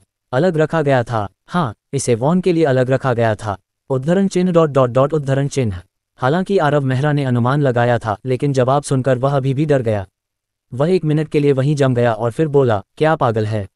अब आरव मेहरा को आखिरकार समझ में आ गया कि एंडरफा क्यों कह रहा था कि वॉन का लक्ष्य प्राचीन भगवान को पुनर्जीवित करने जितना आसान नहीं था। 2 सोल इंजेक्शन इंटरफेस, एक प्राचीन भगवान की आत्मा के लिए और दूसरा वॉन की अपनी आत्मा के लिए। दूसरे शब्दों में, वॉन अपनी आत्मा को प्राचीन भगवान की आत्मा के साथ मिलाना चाहता था। वॉन उस प्राचीन भगवान की आत्मा पर कब्जा करना चाहता था। नोसेंट के इतिहास में कई पागल कीमियागर हुए हैं। सबसे आम वे थे जो कहते रहे कि ये दुनिया कीमिया से बनी है। लेकिन वॉन जितना पागल कीमियागर कभी नहीं हुआ। वह एक प्राचीन भगवान की आत्मा पर कब्जा करने की कोशिश कर रहा था। ये वाकई भयानक था। और फिर उसे सफल नहीं होना चाहिए था। एंडिफा को यकीन नहीं हुआ। ऐसा कहने के बाद उसने खुद को तसल्ली देने के लिए एक वाक्य जोड़ा, नहीं तो उस प्राचीन भगवान की आत्मा का टुकड़ा तुम्हारे हाथ में नहीं होना चाहिए। ये सच है। लेकिन वॉन आखिर में क्रिस्टल आइलैंड चला गया। उद्धरण चिन्ह ... उद्धरण चिन्ह। आरव मेहरा का चेहरा जम गया। आरव मेहरा से ज्यादा कोई नहीं जानता कि क्रिस्टल आइलैंड किस तरह की जगह थी। वह जगह थी जहां देवता गिरे थे। वहां एक प्राचीन देवता था जो अनंत विश्राम में लेटा हुआ था। कई सहस्राब्दियों बाद नोसेंट की हर बड़ी ताकत वॉन के खजाने के इर्द गिर्द लड़ेगी। एक ऐसा युद्ध जो नोसेंट को पूरी तरह से तबाह कर देगा। उसके बाद बेन और उसकी बुक ऑफ डेथ अनगिनत शक्तिशाली लोगों को एक तरफ करके आइवरी टॉवर के लिए जीत हासिल करेगी। तब वॉन के खजाने के रहस्यों को पूरी तरह से सील कर दिया गया था। कई सालों बाद ही लोगों को कुछ गुप्त चैनलों से पता चला कि आइवरी टॉवर ने वॉन के खजाने से एक प्राचीन देवता की लाश प्राप्त की थी। हाँ, एक प्राचीन देवता की लाश। तो फिर उसकी आत्मा का क्या? आरव मेहरा ने इसके बारे में और सोचने की हिम्मत नहीं की। अब हमें क्या करना चाहिए? ये सबसे अच्छा होगा कि आप तुरंत इस जगह को छोड़ दें, एंडिफा ने बिना किसी हिचकिचाहट के सुझाव दिया। वॉन के दायरे में पहुंचने से पहले आपको किसी प्राचीन देवता की आत्मा के संपर्क में आने की कोशिश नहीं करनी चाहिए। ऐसा करने से अभिशाप और आपदाएं आएंगी। लेकिन आरव मेहरा तुरंत हिचकिचाया। एंडिफा का सुझाव आरव मेहरा को पूरे डेमीप्लेन को छोड़ने के लिए कह रहा था। यह निश्चित रूप से आरव मेहरा के लिए बहुत बड़ा नुकसान होगा। यह एक प्राकृतिक रूप से पैदा हुआ डेमीप्लेन था। यह लचीला था और इसमें अंतहीन वृद्धि थी। जब यह अपने अंतिम रूप में पहुंचता तो यह एक वास्तविक दुनिया में भी बदल सकता था। आरव मेहरा के लिए इसका मूल्य बस अनुमान नहीं लगाया जा सकता था। क्या इससे अलग होने से नफरत है? तुम नहीं कहते? आरव मेहरा ने अपनी आंखें घुमाईं। नोसेंट के इतिहास में डेमीप्लेन को नियंत्रित करने वाले लोगों की संख्या 2 हाथों पर गिनी जा सकती है। कौन इसे छोड़ने को तैयार होगा? वास्तव में आप पूरी तरह से निराश नहीं हैं। ओह, प्राचीन भगवान की आत्मा का अंश अभी तक जागृत नहीं होना चाहिए था। इसकी शक्ति का केवल एक हिस्सा लीक हो रहा है और इस डेमीप्लेन में कुछ बदलाव ला रहा है। ये परिवर्तन इस डेमीप्लेन को कुछ लाभ पहुंचा रहा है। एक प्राचीन भगवान की आत्मा के अंश में कितनी शक्ति होती है? भले ही ये केवल कुछ शक्ति लीक हो रही हो, यह उस डेमीप्लेन के विकास को बहुत तेज कर देगा। शायद 10 साल से भी कम समय में आपके पास एक पूरा डेमीप्लेन होगा। एंडिफा ने फिर रुककर कहा, स्वाभाविक रूप से ये तभी संभव है जब प्राचीन भगवान की आत्मा इस बीच जागृत न हो। जब ये जागृत होगी तो ये खत्म हो जाएगा। आपको इतना निराशावादी होने की आवश्यकता नहीं है। आप देखिए, ये जंगल, ये लॉन, ये नदियाँ, ये सभी प्राचीन भगवान की शक्ति से पैदा हुए हैं। हर पत्ती, घास का हर ब्लेड, पानी की हर बूंद में अपार शक्ति समाहित है। क्या आप इसे महसूस करते हैं? यहाँ आपका मन का प्रवाह 10 गुना तेज है। मैं आपको बता सकता हूँ कि अगर आप नोसेंट की पूरी जगह भी खोज लें तो भी आपको ध्यान के लिए इससे ज्यादा उपयुक्त जगह नहीं मिलेगी। ध्यान की दक्षता बाहर की तुलना में कम से कम 10 गुना ज़्यादा है। मुझे पता है, लेकिन मुझे पता है क्या होगा अगर प्राचीन भगवान की आत्मा का अंश जागृत हो जाए। वास्तव में आपको इसके बारे में चिंता करने की ज़रूरत नहीं है। मैंने आपको ये सब यूं ही नहीं बताया, ऐसा नहीं है कि इसका कोई समाधान नहीं है। क्या समाधान? वॉन का खजाना। हम आरव मेहरा ये सुनकर स्तब्ध रह गए। तुम्हारा मतलब है वॉन की प्रयोगशाला में इस समस्या से निपटने का कोई तरीका है? हाँ, अगर मैं गलत नहीं हूं तो वॉन अपने बाद के वर्षों में उस पागल विचार के कारण क्रिस्टल द्वीप पर गया था। इसके अलावा वहां ऐसे निशान हैं जो दिखाते हैं कि उसने एक प्राचीन भगवान की आत्मा को नियंत्रित करने के कुछ तरीके खोजे थे, अन्यथा वह 6 महान अधिपतियों के खिलाफ अपना सब कुछ दांव पर नहीं लगाता और क्रिस्टल द्वीप में अपनी कब्र नहीं बनाता। ये सच है तो आपको बहुत ज़्यादा चिंता करने की ज़रूरत नहीं है। आपको वास्तव में अपनी खुद की ताकत बढ़ाने के लिए यहाँ इस शक्ति का उपयोग करना चाहिए। कौन जानता है, जब आप क्रिस्टल द्वीप का पता लगाएंगे तो शायद आपको वॉन द्वारा छोड़े गए तरीके मिल जाएं। ठीक है, मुझे पता है कि क्या करना है। एंडिफा की बातें सुनने के बाद आरव मेहरा ने सिर हिलाया और ज्यादा कुछ नहीं कहा। उसने प्लेनर पथ खोला और परिवेश बदला, एक बार फिर एकांत घाटी में दिखाई दिया। चचेरे भाई विलियम, फेल्यू को एक पत्र लिखो, उसे चैम्बर ऑफ कॉमर्स के भाड़े के सैनिकों को ओकलैंड ले जाने के लिए कहो। ठीक है, विलियम ने सिर हिलाया और जल्दी से एक पत्र लिखने के लिए रूनों का इस्तेमाल किया। मन द्वारा जगाए जाने के बाद रूनों में लिखा गया वह पत्र तुरंत प्रकाश की अनगिनत किरणों में बदल गया और हवा में फैल गया। ये गिल्डेड रोज की अपनी संचार विधि थी। ये बेहद तेज था और कुछ ही मिनटों में 1000 साल सिटी में फेल्यू द्वारा प्राप्त किया जा सकता था। अध्याय 366। ठीक है, बाकी लोग आराम कर रहे हैं, मेरे पीछे आओ, हमें कुछ खोदना है। क्या चीज? एक प्राचीन भगवान की आत्मा का एक और टुकड़ा। उद्धरण चिन्ह ... उद्धरण चिन्ह। एंडरफा ने उसे बताया कि प्राचीन भगवान की आत्मा का टुकड़ा जागने से पहले सिर्फ लाभ ही लाएगा और कोई परेशानी नहीं होगी। उसने सुझाव दिया कि आरव मेहरा को अपनी ताकत को तेजी से बढ़ाने के लिए इस विशेष वातावरण का उपयोग करना चाहिए। एंडरफा का सुझाव उचित था, लेकिन एंडरफा को नहीं पता था कि आरव मेहरा 30,000 साल बाद से आया था। जादू के युग के शिखर के बपतिस्मा से गुजरने और नोसेंट के विनाश को देखने के बाद जादू के रास्ते पर आरव मेहरा की महत्वाकांक्षाएं इस युग के किसी भी जादूगर से बढ़कर थीं। इस युग के जादूगरों के लिए आर्कमेज और स्वर्ग के क्षेत्र उनके लक्ष्य थे। स्टार सेज जोई जैसे शक्तिशाली व्यक्ति भी एक दिन स्वर्ग के दायरे में खड़े होने का सपना देख रहे थे, लेकिन आरव मेहरा की महत्वाकांक्षा कहीं ज्यादा बड़ी थी। जादू के युग के चरम पर हर जगह आर्कमेज थे। तुलन पर्वत श्रृंखला में उस त्रासदी के दौरान कई स्वर्ग रैंक के शक्तिशाली व्यक्ति भी गिर गए। यहाँ तक कि शिखर पर खड़े ये ऊंचे अस्तित्व भी नोसेंट के साथ गिरने से नहीं रोक पाए। दुनिया 30,000 साल बाद गिर जाएगी, यह आम लोगों के लिए निराधार डर हो सकता है, क्योंकि 30,000 साल भविष्य में बहुत दूर था। आम लोगों के लिए 200 से 300 बार पुनर्जन्म लेना ही काफ़ी था, लेकिन एक जादूगर के लिए और खासकर आरव मेहरा के लिए यह एक वास्तविक समस्या थी। आरव मेहरा केवल 20 साल का था जब उसने हाई मैच दायरे में कदम रखा।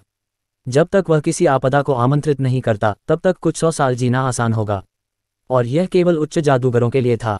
आरव मेहरा के उत्कृष्ट ज्ञान और अनुभव के साथ साथ उनके 10 ठोस जादू की सरणी के साथ आर्कमेज क्षेत्र में कदम रखना और फिर स्वर्ग क्षेत्र में जाना केवल समय की बात थी। एक आर्कमेज का जीवन काल 1 सहस्राब्दी से अधिक था। स्वर्ग रैंक के शक्तिशाली लोग कई सहस्राब्दियों तक जीवित रह सकते हैं। मृत्यु के अधिपति सैंड्रो या चार्ल्स द कॉन्करर जैसे लोगों के लिए नोसेंट के इतिहास में कभी भी उनके जैसे शक्तिशाली लोगों के प्राकृतिक कारणों से मरने का कोई उल्लेख नहीं था। यह आरव मेहरा के लिए एक सपना नहीं था।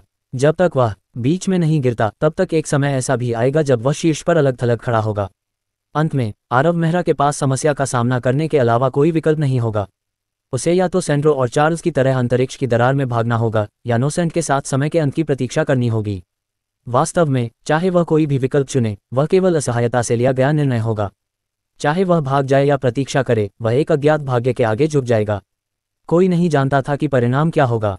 आरव मेहरा अनिच्छुक था। आरव मेहरा वास्तव में अपने भाग्य को नियंत्रित करना चाहता था। यदि चार्ल्स और सैंड्रो जैसे शक्तिशाली लोग अपने भाग्य को नियंत्रित नहीं कर सकते तो आरव मेहरा उनसे अधिक शक्तिशाली हो जाएगा। वह ऐसा करने के लिए पर्याप्त शक्तिशाली बन जाएगा। उस क्षेत्र तक पहुंचने के लिए वह दूसरों द्वारा अपनाए गए रास्तों पर नहीं चल सकता था, भले ही उन लोगों ने अभूतपूर्व रूप से शानदार जादुई सभ्यता का निर्माण किया हो।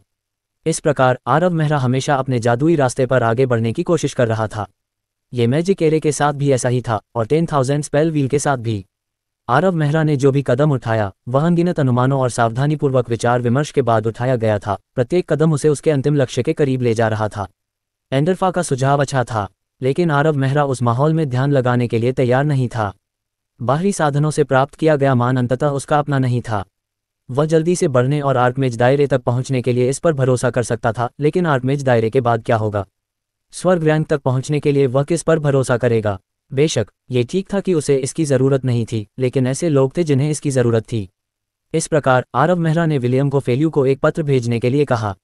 उसके चैम्बर ऑफ कॉमर्स के 50 महान जादूगरों का पालन पोषण किया जाना था और प्राचीन भगवान की आत्मा के अंश द्वारा बनाया गया अनूठा वातावरण उनकी ज़रूरतों के लिए पूरी तरह से अनुकूल था। वे मूल रूप से मेहरा परिवार में सबसे कमज़ोर योग्यता वाले लोग थे और शायद अपने जीवन काल में महान जादूगर दायरे तक भी नहीं पहुंच पाते, लेकिन वे इतने भाग्यशाली थे कि वे आरव मेहरा से मिले और उनके बोन प्लेन में भेजे गए। महान जादूगर क्षेत्र में पहुंचने के बाद उन्हें लगा कि जैसे उन्होंने वह पा लिया है जिसकी उन्हें तलाश थी। उन्होंने उच्च जादूगर बनने के बारे में सोचा भी नहीं था। वे स्वर्ग क्षेत्र के मार्ग पर कदम रखने के बारे में कैसे चिंता कर सकते थे। इस विचार को ध्यान में रखते हुए उनका अगला निर्णय बहुत आसान था। किसी भी मामले में वह बाद में समाधान की तलाश के लिए क्रिस्टल द्वीप पर जाएगा, इसलिए वह एक और आत्मा का टुकड़ा खोज सकता है। एक आत्मा का टुकड़ा इतनी शक्ति लीक कर रहा था, तो दो के बारे में क्या? अब आरव मेहरा को बस इतना ही करना था। जब 6 जादूगरनी की आंखें घाटी के हर कोने को छान रही थीं, तो एक तेज तर्रार आरव मेहरा, उसके पीछे एंडरफा आश्चर्यजनक गति से उस दूसरे प्राचीन पेड़ की ओर भागा। आरव मेहरा ने जल्दी से दूसरा प्राचीन पेड़ ढूंढ लिया और निश्चित रूप से ये बिल्कुल वैसा ही था जैसे कि यह फोर सीजन्स कैन्यन में था।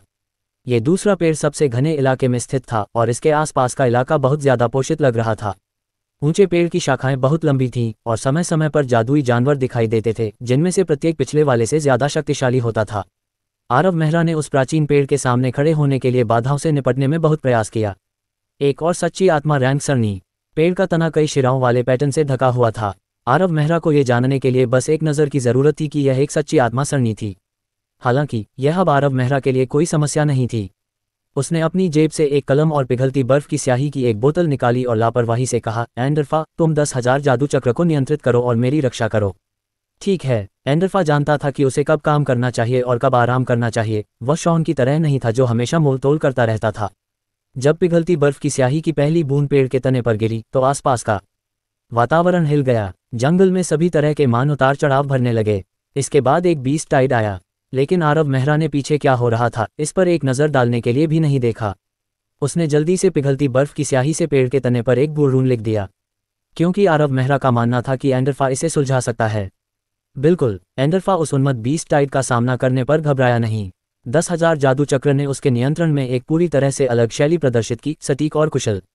हालांकि जब यह आरव मेहरा ने पिछली बार इस्तेमाल किया था तो यह शक्ति से भरपूर नहीं था, लेकिन इसकी दक्षता आश्चर्यजनक रूप से उच्च थी। ऐसा लग रहा था कि यह हर बार घूमते समय किसी जादुई जानवर की जान ले रहा है। कोई भी अनावश्यक क्रिया नहीं थी, कोई भी बर्बादी नहीं थी। यहाँ तक कि आरव मेहरा, जो ट्रू स्पिरिट दायरे की सरनी को तोड़ने में व्यस्त था, के पास ये स्वीकार करने के अलावा कोई विकल्प नहीं था कि ऐसा सटीक नियंत्रण कुछ ऐसा नहीं था जो वह करने में सक्षम था जब उसने इसे देखा। ऐसा इसलिए था क्योंकि आरव मेहरा मैजिक टूल का मास्टर था, लेकिन एंडरफा खुद मैजिक टूल था। इसका मैजिक टूल अवतार बनने के बाद एंडरफा 10,000 स्पेल व्हील बन गया। दोनों के बीच का संबंध मैजिक टूल और उसके मास्टर के बीच के संबंध से भी अधिक घनिष्ठ था, और इस तरह का नियंत्रण शैली केवल मैजिक टूल अवतार से ही आ सकती है। आरव मेहरा को ट्रू स्पिरिट सरनी को तोड़ने में 30 मिनट लगे। उस समय तक उसके चारों ओर लाशों के छोटे छोटे ढेर बन गए थे। फर्श खून से लथपथ था, जबकि वातावरण में एक मोटी खूनी गंध फैली हुई थी जो बहुत ज्यादा बनी हुई थी। विलियम और बाकी लोगों से कहो कि वे इन लाशों से निपटें। आरव मेहरा एक नज़र में देख सकता था कि इन लाशों में लेवल 27 और लेवल 28 के जादुई जानवरों की कोई कमी नहीं थी। हालांकि उनकी शक्ति प्राचीन देवता की शक्ति द्वारा लाई गई थी, लेकिन यह मैना क्रिस्टल की गुणवत्ता को प्रभावित नहीं करेगी। उन्हें वहां छोड़ना बहुत बेकार होगा। हाँ, एंडरफा 10,000 जादू के पहिए पर वापस लौट आया और विलियम के समूह को एक जादुई संकेत देने के लिए जिस विधि पर वे सहमत हुए थे उसका उपयोग किया। इस बीच आरव मेहरा ने कुछ रॉक कट पुतलियों को बुलाया और प्राचीन वृक्ष के नीचे खुदाई शुरू कर दी। जब तक बाकी लोग पहुंचे, आरव मेहरा पहले ही आधा काम कर चुका था। जब समूह ने आरव मेहरा को शक्तिशाली जादुई जानवरों के ढेर के बीच खड़ा देखा तो वे कुछ देर के लिए स्थिर रहे, यह नहीं जानते हुए कि कैसे प्रतिक्रिया करें। यह अंतर था। इससे पहले वे अपना रास्ता बनाते हुए आगे बढ़ रहे थे। ज़्यूबन, विलियम, रॉस और लियोन, उन्होंने 2 दिन और 1 रात तक लड़ाई की और फिर भी इस क्षेत्र में रहने वाले आधे जादुई जानवरों को नहीं मारा। अरे, इंसानों की तुलना शैतानों से नहीं की जा सकती। चचेरे भाई, उन जादुई जानवरों की लाशों से निपटने में मेरी मदद करो। उन सभी मैना क्रिस्टल को इकट्ठा करो और उन्हें वापस ओकलैंड ले आओ। वे एक अच्छी रकम के लायक होने चाहिए। आरव मेहरा ने उन्हें निर्देश दिया और रॉक पपेट को दूसरे प्राचीन भगवान की आत्मा के टुकड़े की खुदाई जारी रखने का आदेश दिया। जरूर, कोई समस्या नहीं। उन तीनों को इसकी आदत थी। आरव मेहरा के आदेश सुनते ही उन्होंने तुरंत कड़ी मेहनत शुरू कर दी। जल्द ही आधी लाशों का ख्याल रखा गया था और विभिन्न स्तरों के दर्जनों मैना क्रिस्टल एक साथ ढेर हो गए थे जो इंद्रधनुष की तरह चमक रहे थे। इस समय आरव मेहरा ने भी अपनी खोज पूरी कर ली थी। उसकी घूमती हुई जादुई सरनी पहले से ही उस परिचित मान उतार चढ़ाव को महसूस कर सकती थी। मिल गया। आरव मेहरा खुश था। उसने कुछ रॉ पपेट्स को प्राचीन भगवान के उस मणि जैसे आत्मा के टुकड़े को बाहर लाने का आदेश दिया जो कुछ हद तक मान क्रिस्टल जैसा लग रहा था। अरे यह अच्छा नहीं है। लेकिन एंडफा अचानक चिंता में चिल्लाया। क्या हुआ? आरव मेहरा चौंक गया। इसे फेंक दो, जल्दी से इसे फेंक दो। वह आत्मा का टुकड़ा पूरी तरह से निष्क्रिय नहीं है। एंडफा की आवाज़ 10,000 जादू के पहिए से आती हुई सुनी जा सकती थी जो चिंता और भय से भरी हुई थी। शिट! ये सुनकर आरव मेहरा भी डर गया। निश्चित रूप से उस आत्मा के टुकड़े में एक अजीब सी आभा थी। यह एक बहुत ही अजीब एहसास था, बर्फ की तरह ठंडा और जलता हुआ गर्म। ये दो पूरी तरह से अलग अलग भावनाएं एक ही समय में प्रकट हुईं। आरव मेहरा को लगा जैसे कि वह जो आत्मा का टुकड़ा पकड़े हुए था वह एक बर्फ का टुकड़ा और एक आग का गोला दोनों था, क्योंकि ये दोनों भावनाएं एक दूसरे की जगह लेती रहीं। सबसे भयावह हिस्सा ये था, आरव मेहरा को एक बहरा कर देने वाली दहाड़ सुनाई दे रही थी। वह दहाड़ बहुत दूर से आती हुई लग रही थी, लेकिन ऐसा भी लग रहा था जैसे वह उसके कानों में गूंज रही हो। इसमें एक अनोखी और अप्रतिरोध्य शक्ति और एक आभा थी जिसने आरव मेहरा को ऐसा महसूस कराया जैसे कि उसकी आत्मा उसके शरीर से दूर खींची जा रही हो। वह अपने शरीर पर कोई नियंत्रण नहीं रख पा रहा था। वह एक उंगली भी नहीं हिला पा रहा था। शिट! ये पहली बार था जब आरव मेहरा किसी प्राचीन देवता की शक्ति का सामना कर रहा था। अध्याय 367। अरे भागो भागो, तुम बड़ी मुसीबत में हो। एंडफा की घबराई हुई आवाज़ 10,000 जादू के पहिए से आई। काले बादलों ने अचानक आसमान को ढक लिया। गरज के साथ बारिश हुई और तूफानी हवाएं चलीं। दुनिया अचानक से काली हो गई क्योंकि आसपास के मान में उतार चढ़ाव बढ़ रहे थे और घाटी में एक अदृश्य शक्ति उभर रही थी। आरव मेहरा को पता था कि यह सोता हुआ प्राचीन देवता अपनी शक्ति पुनः प्राप्त कर रहा था। उस भयावह और ठोस दबाव ने आरव मेहरा की सांस रोक दी। इस युग में आने के बाद से यह पहली बार था जब उसने इतना भयानक दबाव महसूस किया था। बहुत भयावह। स्वर्ग ज्ञानवर्धक विमान में प्रवेश करने पर उसने जो असंख्य भयावह लाशें देखी वे भी इतना चौंकाने वाला दबाव नहीं ला पाईं। आखिरकार एक लाश तो लाश ही होती है, जबकि आरव मेहरा अब जिस चीज का सामना कर रहा था वह एक प्राचीन देवता की शक्ति थी। ये नोसेंट की सबसे दुर्जय शक्ति थी। भले ही यह सिर्फ एक अवशेष था, लेकिन यह उससे कहीं ज्यादा था जिसे आरव मेहरा अब सहन कर सकता था। छोड़ो, जल्दी करो। एंडफा की आवाज में डर भरा हुआ था। ये शक्ति एक जादुई उपकरण अवतार के लिए बस विनाशकारी थी। भले ही 10,000 जादू का पहिया एक सच्चा आत्मा जादू का उपकरण था, लेकिन इसमें एक प्राचीन भगवान के खिलाफ लड़ने की शक्ति नहीं थी। अगर 10,000 जादू का पहिया टूट गया तो एंडफा का अस्तित्व नहीं रहेगा। यह एक जादुई उपकरण अवतार के लिए मौत होगी। भाग नहीं सकता। आरव मेहरा ने अपना सिर हिलाया। एक जादूगर के रूप में आरव मेहरा उस शक्ति को महसूस करने के मामले में एंडफा से कहीं ज्यादा तेज था। आरव मेहरा स्पष्ट रूप से महसूस कर सकता था कि पूरी घाटी प्राचीन भगवान की शक्ति से घिरी हुई थी। अगर वह चाहता भी तो उसे बस यह नहीं पता था कि वह कहाँ भाग सकता है। Shit shit shit! Aarav Mehra द्वारा चेतावनी दिए जाने के बाद एंडफा को लगा कि अब वह एक निराशाजनक स्थिति में फंस गया है। मैंने तुम्हें चेतावनी दी थी कि प्राचीन देवताओं की आत्मा के टुकड़े इस दुनिया में सबसे बुरी चीजें हैं, लेकिन तुम्हें जाकर एक और को छूना था। ठीक है, चुप रहो। आरव मेहरा ने घबराए हुए एंडफा पर चिल्लाते हुए लियोन की ओर मुड़ने से पहले कहा। लियोन, तुम दूसरों को शॉर्टकट पर ले जाओ, मैं तुम्हें कुछ समय खरीदने में मदद करूंगा। 3 दिन बाद हम तुलान पर्वत श्रृंखला में मिलने का कोई रास्ता खोज लेंगे। फिर तुम। ये पहली बार था जब लियोन ने इस परिमाण की शक्ति देखी थी। वह पूरी तरह से डर गया था। निश्चिंत रहो, मेरे पास अभी भी अन्य तरीके हैं। आरव मेहरा ने दर्जन भर मैना क्रिस्टल को अपनी जेब में डालने से पहले लियोन के कंधे को थपथपाया। इसके बारे में सोचने के बाद उसने स्यूडोस को बुलाया। स्यूडोस, तुम उनकी सुरक्षा के प्रभारी हो। समझ गया मास्टर। स्यूडोस आग की लपटों में बदल गया और बिना किसी जल्दबाजी के लियोन के पीछे तैरने लगा। वह सावधान रहो। लियोन जानता था कि अगर वह पीछे रहा तो वह मदद नहीं कर पाएगा, इसलिए उसने केवल सिर हिलाया और बाकी तीनों को जंगल से बाहर ले गया। ठीक है एंडफा, हम देखेंगे कि हम कितने भाग्यशाली हैं।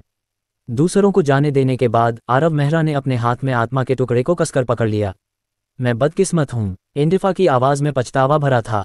उसने शुरू में सोचा था कि इस युवा जादूगर का भविष्य असीम है और उसके साथ रहने से वह जल्द ही अपने चरम पर पहुंच जाएगा। उसने ये भी उम्मीद की थी कि उसे एक वास्तविक शरीर प्राप्त होगा और अब उसे जादू के उपकरण अवतार के रूप में अस्तित्व में रहने की आवश्यकता नहीं होगी। लेकिन उसने यह उम्मीद नहीं की थी कि असीम भविष्य वाला ये युवा जादूगर मुसीबत का चुंबक भी था। वह हर बार उसे पसीने से तर कर देता था। कुछ समय पहले ही वह 5वीं रैंक के तलवार संत के खिलाफ गया था और आज वह आश्चर्यजनक रूप से एक सोए हुए प्राचीन भगवान की शक्ति को सक्रिय कर रहा था। अगर मुझे पहले पता होता तो मैं वॉन की प्रयोगशाला में तब तक रहता जब तक कोई और मुझे ले नहीं जाता। दुर्भाग्य से इसे पछतावा करने में बहुत देर हो चुकी थी। एंडरफा केवल आरव मेहरा के निर्देशों का पालन कर सकता था और 10,000 जादू चक्र को नियंत्रित कर सकता था, क्योंकि वह आत्मा के टुकड़े को डेमीप्लेन में लाने में आरव मेहरा का अनुसरण करता था। हे भगवान, क्या तुम अभी भी यहाँ घूमने के मूड में हो? जब एंडरफा को एहसास हुआ कि यह वास्तव में डेमीप्लेन था तो वह स्तब्ध रह गया।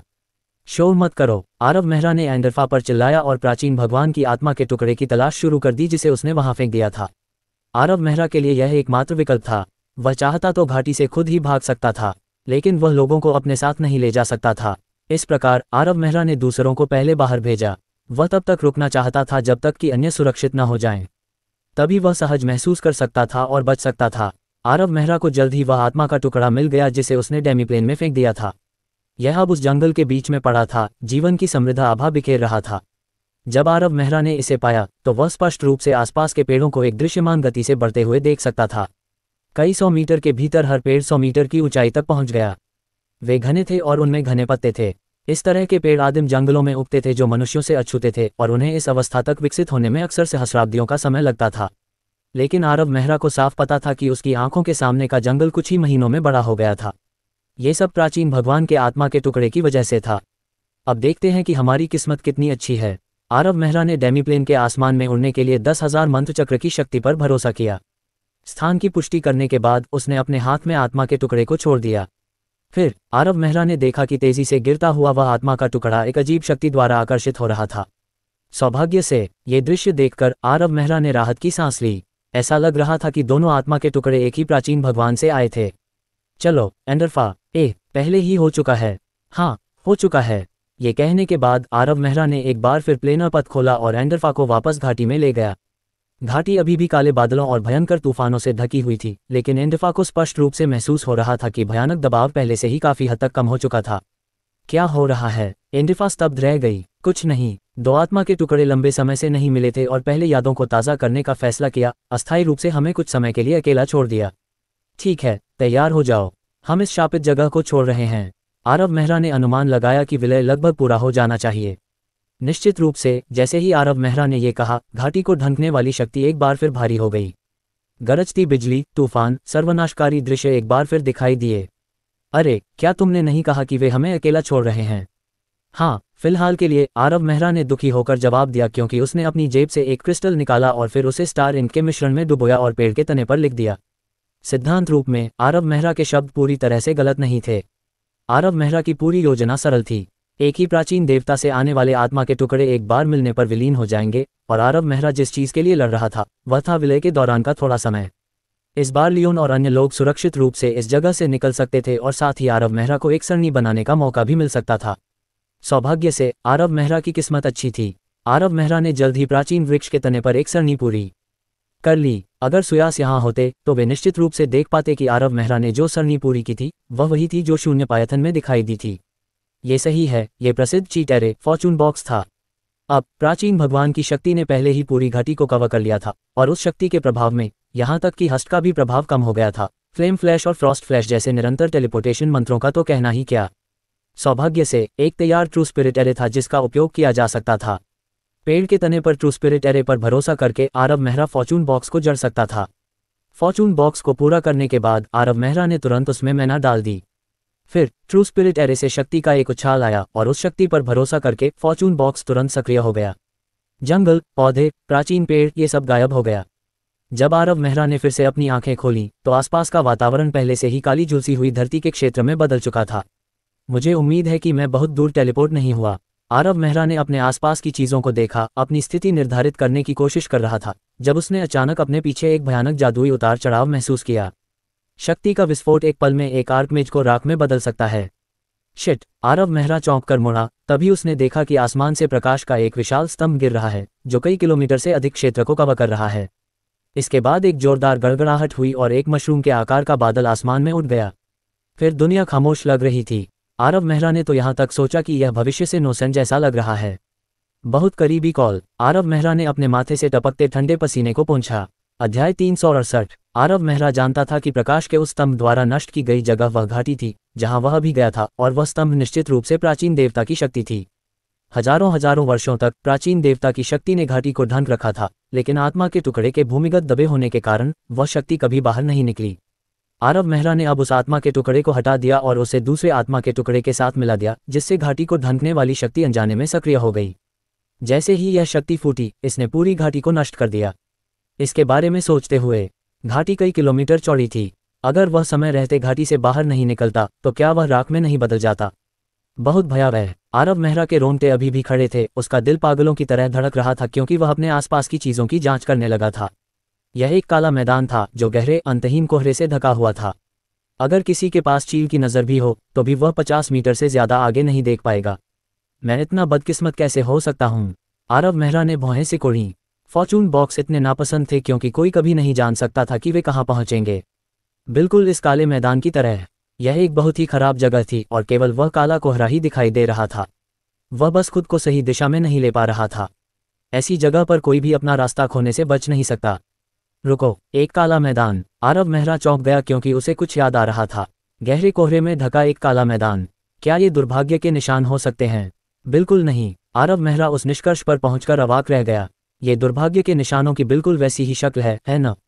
क्या ये बहुत बदकिस्मत नहीं है? आरव मेहरा ने लियोन को इसलिए साथ लिया था क्योंकि वह इस जगह से बचना चाहता था, लेकिन वह फिर भी यहाँ आ गया। ये काफ़ी परेशानी भरा था। आरव मेहरा की अभिव्यक्ति काफ़ी गंभीर हो गई। दुर्भाग्य के निशानों को तुलान पर्वत श्रृंखला का निशान भी कहा जाता था। ये वास्तव में एक शापित भूमि थी, एक काली बंजर भूमि जो लगातार घने कोहरे से ढकी रहती थी। अगर कोई साधारण व्यक्ति इसके संपर्क में आता तो वह सड़ जाता और मर जाता। यहाँ तक कि जादूगर और तलवारबाज भी इस जहरीले कोहरे में बहुत देर तक रहने की हिम्मत नहीं कर सकते थे क्योंकि उस जहरीले कोहरे से मन और आभा भी नष्ट हो जाती। केवल उच्च जादूगर और विशेषज्ञ तलवारबाज जैसे शक्तिशाली लोग ही जहरीले कोहरे के हमले का विरोध करने के लिए अपने मन और आभा पर भरोसा कर सकते थे। 600 साल पहले जब ब्लैक टॉवर अपने चरम पर था तो उन्होंने एक बार इस शापित घाटी को जीतने का प्रयास किया था। उस समय गोगास बैटलमेज ब्लैक टॉवर से अलग नहीं हुए थे। ब्लैक टॉवर वास्तव में अपने चरम पर था क्योंकि यह पूरे एंडलूसा साम्राज्य को देखता था और इसे नंबर 1 बल माना जा सकता था। इसमें 2 हेवन रैंक पावर हाउस, 1 दर्जन से ज़्यादा आर्कमेज और 100 से ज़्यादा हाई मैज भी थे। ऐसी ताकत आजकल ओकलैंड को भी रौंद सकती है, लेकिन फिर भी ब्लैक टॉवर को ट्रेसेस ऑफ मिसफॉर्च्यून में कुछ अकल्पनीय नुकसान उठाना पड़ा। शुरू में वे बहुत आसानी से आगे बढ़ रहे थे। ब्लैक टॉवर की शानदार लाइन अपने दक्षिण से पूर्व तक लगभग सभी ट्रेसेस ऑफ मिसफॉर्च्यून को रौंद दिया। उन्होंने अपने जादू की बमबारी के तहत अनगिनत जादुई जानवरों को कुचल दिया। हर लड़ाई की रिपोर्ट ओकलैंड में वापस आ जाती, जिससे सनसनी फैल जाती। लेकिन जैसे ही ब्लैक टॉवर ने सोचा कि वे ट्रेसेस ऑफ मिसफॉर्च्यून को जीत लेंगे, एक आपदा आ गई। सभी तरह के जादुई जानवर दिखाई देने लगे, ज्यादा संख्या में और ज्यादा ताकतवर, बिल्कुल ज्वार की तरह, लहर के बाद लहर आते हुए। ब्लैक टॉवर पहले तो उन्हें कुचलता रहा, लेकिन जल्द ही ब्लैक टॉवर को एहसास हुआ कि कुछ गड़बड़ है। ये अचानक दिखने वाले जादुई जानवर अंतहीन लग रहे थे। चाहे वे कितने भी मारे गए हों, हमेशा और भी जादुई जानवर सामने आते रहेंगे, ज्यादा खतरनाक, बड़े, बहादुर। ये ब्लैक टॉवर के इतिहास की सबसे भयंकर लड़ाई थी। उस लड़ाई में कई दर्जन हाई मैज ने अपनी जान कुर्बान कर दी। 6 आर्कमेज मारे गए और एक हेवन रैंक पावर हाउस को गंभीर चोटें आई, इससे पहले कि वह 1 और 100 साल के भीतर गिर जाए। इस लड़ाई ने ब्लैक टॉवर को समृद्ध नहीं किया, इसने इसकी ताकत को कम कर दिया और बीज बोए, जिसके कारण 300 साल बाद विभाजन हुआ। 3 महीने बाद ब्लैक टॉवर दुर्भाग्य के निशान से हट गया और सारी जानकारी को सील कर दिया, इस बारे में चुप रहा। ब्लैक टॉवर के अलावा किसी को नहीं पता था कि दुर्भाग्य के निशान में उनका सामना किससे हुआ था। ब्लैक टॉवर की हरकतों ने दुर्भाग्य के निशान को रहस्यमयी रोशनी में रंग दिया। तब से 600 साल पहले ही हो चुके थे, फिर भी एंडलूसा में किसी भी ताकत ने दुर्भाग्य के निशान को चुनौती देने की हिम्मत नहीं की। मेरी किस्मत इतनी खराब कैसे हो सकती है? आरव मेहरा ने अपना गाल खुजाया, ये सोचकर कि आखिर हो क्या रहा है। वास्तव में ये कहना गलत था कि उसकी किस्मत खराब थी, ये देखते हुए कि वह एक प्राचीन देवता की शक्ति के विस्फोट से बिना किसी नुकसान के बच निकलने में कामयाब रहा था। लेकिन इसे अच्छा भी नहीं कहा जा सकता। फॉर्चून बॉक्स उसे दुर्भाग्य के निशानों में भेज रहा है, इसे भाग्यशाली नहीं माना जा सकता। सौभाग्य से अभी बहुत देर नहीं हुई है। आरव मेहरा ने गणना की कि समय क्या था। उस चीज के जागने से पहले अभी भी 1 दशक बाकी था। दूसरे शब्दों में, वह ब्लैक टॉवर की तरह खत्म नहीं होगा, अंतहीन राक्षसों से मिलना जो स्वर्ग रैंक के पावर हाउस को भी गिरा देते हैं। लेकिन आरव मेहरा के लिए यह एकमात्र अच्छी खबर थी। मुझे वास्तव में उम्मीद है कि उन्होंने तारीख सही दर्ज की है। आरव मेहरा ने उत्तर की ओर जाने के लिए कोमल रोशनी पर भरोसा करते हुए धीरे से एक लाइट स्पेल डालने से पहले अपने डूम स्टाफ को कसकर पकड़ लिया। ये तुलान पर्वत की दिशा थी। आरव मेहरा अब समझ गए थे कि दुर्भाग्य के निशान को शापित भूमि क्यों कहा जाता है। ये जगह खतरे से भरी थी। एक छोटे से घंटे में आरव मेहरा ने 7 बार लड़ाई की। ऐसी आवृत्ति अविश्वसनीय रूप से अधिक थी, लेकिन दुर्भाग्य के निशान में ये सामान्य था। गहरे जहरीले कोहरे के बीच सभी प्रकार के जादुई जानवर छिपे हुए थे। वे भूख और विष के कारण पागलों की तरह तड़प रहे थे और जैसे ही उन्हें किसी जीवित प्राणी की आभा का पता चलता वे उन्मत्त होकर हमला कर देते। लेकिन दुर्भाग्य के निशानों में रहने में सक्षम जादुई जानवर सभी शिकारी थे। वे लगातार भूख से बचते हुए कमजोर जादुई जानवरों का शिकार करके जहरीले कोहरे से बच रहे थे। वे आम जादुई जानवरों से कहीं ज्यादा ताकतवर थे। आरव मेहरा को भी इस काली बंजर भूमि में मुश्किलों का सामना करना पड़ा। एक और विस्फोट गूंज उठा। आरव मेहरा को यह भी याद नहीं था कि उसने कितनी ज्वालाएं छोड़ी थीं। उसके सिर के ऊपर 10,000 जादू का पहिया हमेशा की तरह चमक रहा था, जैसे कि रूंजवार की तरह आगे बढ़ रहे थे। रूम के चारों ओर उड़ने के साथ ही मंत्र चारों ओर बिखर गए, एक के बाद एक जादुई तेंदुए को नीचे गिरा दिया। और आरव मेहरा के सामने एक लेवल 30 मैजिक लेपर्ड किंग था। ये मैजिक लेपर्ड किंग 1 मीटर से ज्यादा लंबा और 4 मीटर से ज्यादा लंबा था। इसका शरीर उच्च गुणवत्ता वाले फर से ढका हुआ था जो काले साटन जैसा लग रहा था, और यहाँ तक कि ट्रेसेस ऑफ मिसफॉर्च्यून जैसी उदास जगह में भी इसकी चमक समय समय पर चमकती हुई देखी जा सकती थी। 2 मुट्ठी के आकार की लाल आंखें आरव मेहरा को ध्यान से देख रही थीं, पूरी तरह से हत्या के इरादे और पागलपन से भरी हुई। मैजिक लेपर्ड किंग की गति चौंकाने वाली थी। भले ही आरव मेहरा ने अपनी सीमा तक जल्दबाजी का इस्तेमाल किया हो, लेकिन वह उस असामान्य गति को बनाए नहीं रख सकता था। ये वास्तव में बिजली की तरह था। अगर वह ध्यान नहीं देता तो ये करीब आ जाता और एक ही झटके में बर्फ की दीवार और आरव मेहरा की गर्दन को तोड़ देता, एक बार उसके शरीर को चीर कर रख देता। आरव मेहरा ने लड़ाई शुरू होने पर एक गलती की। उसकी फ्लेम फ्लैश 1 सेकंड से भी कम थी। उस पल में magic leopard king Aarav Mehra के पीछे चमक गया और नीचे की ओर स्वाइप किया। सौभाग्य से आरव मेहरा ने काफी तेजी से प्रतिक्रिया की। जब उसे एहसास हुआ कि उसकी फ्लेम फ्लैश बहुत धीमी थी तो उसने खुद को बचाने के लिए आइस फायर शील्ड का इस्तेमाल किया और उस स्वाइप को रोकने के लिए आइस शील्ड का इस्तेमाल किया। लेकिन फिर भी मैजिक लेपर्ड किंग के तीखे पंजे ने तुरंत आइस शील्ड को चीर दिया, जिससे आरव मेहरा, जो फ्लेम फ्लैश के साथ दूरी को खोलने में कामयाब रहा था, को ठंडे पसीने आ गए। अगर पंजा उसके शरीर तक पहुंच जाता तो भले ही आरव मेहरा के पास 10,000 स्पेल व्हील द्वारा डाले गए सभी तरह के रक्षात्मक मंत्र हों, फिर भी वह मैजिक लेपर्ड किंग द्वारा फाड़ दिया जाएगा। ये सबसे कठिन लड़ाई थी जिसका सामना आरव मेहरा ने दुर्भाग्य के निशान में प्रवेश करने के बाद किया था, जिसमें 100 से अधिक मैजिक लेपर्ड उसे घिरे हुए थे और एक मैजिक लेपर्ड किंग, जो 30 स्तर पर पहुंच गया था, उसे लालच से देख रहा था।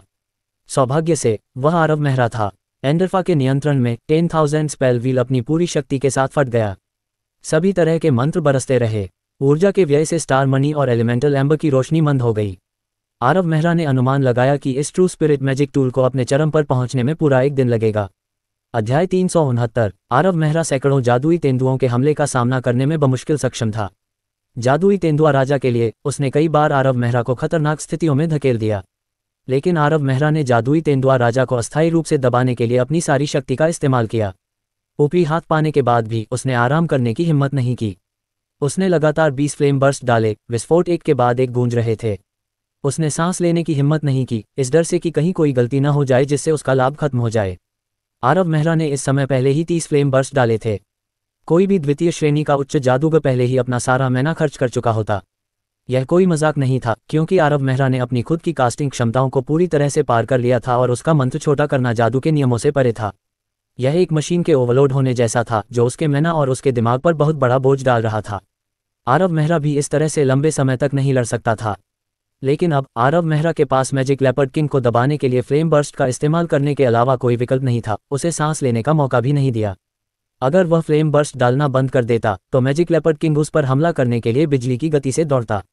उस समय उसे उन तीखे पंजों का सामना करना पड़ता जो आसानी से स्टील को चीर सकते थे।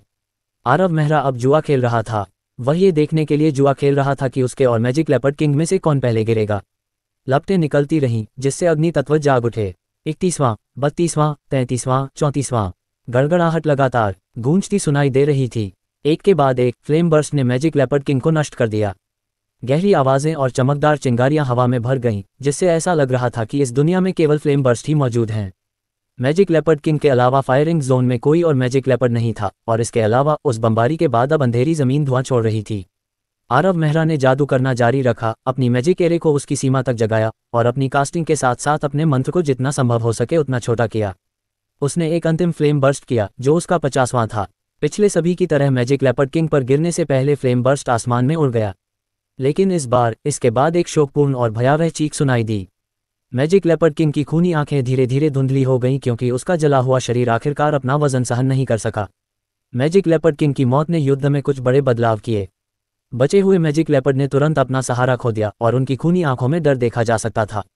हालांकि आरव मेहरा ने दुर्भाग्य के निशान में प्रवेश करने के बाद से कई जादुई जानवरों का सामना किया था, लेकिन केवल जादुई तेंदुआ राजा ही असली खतरा था।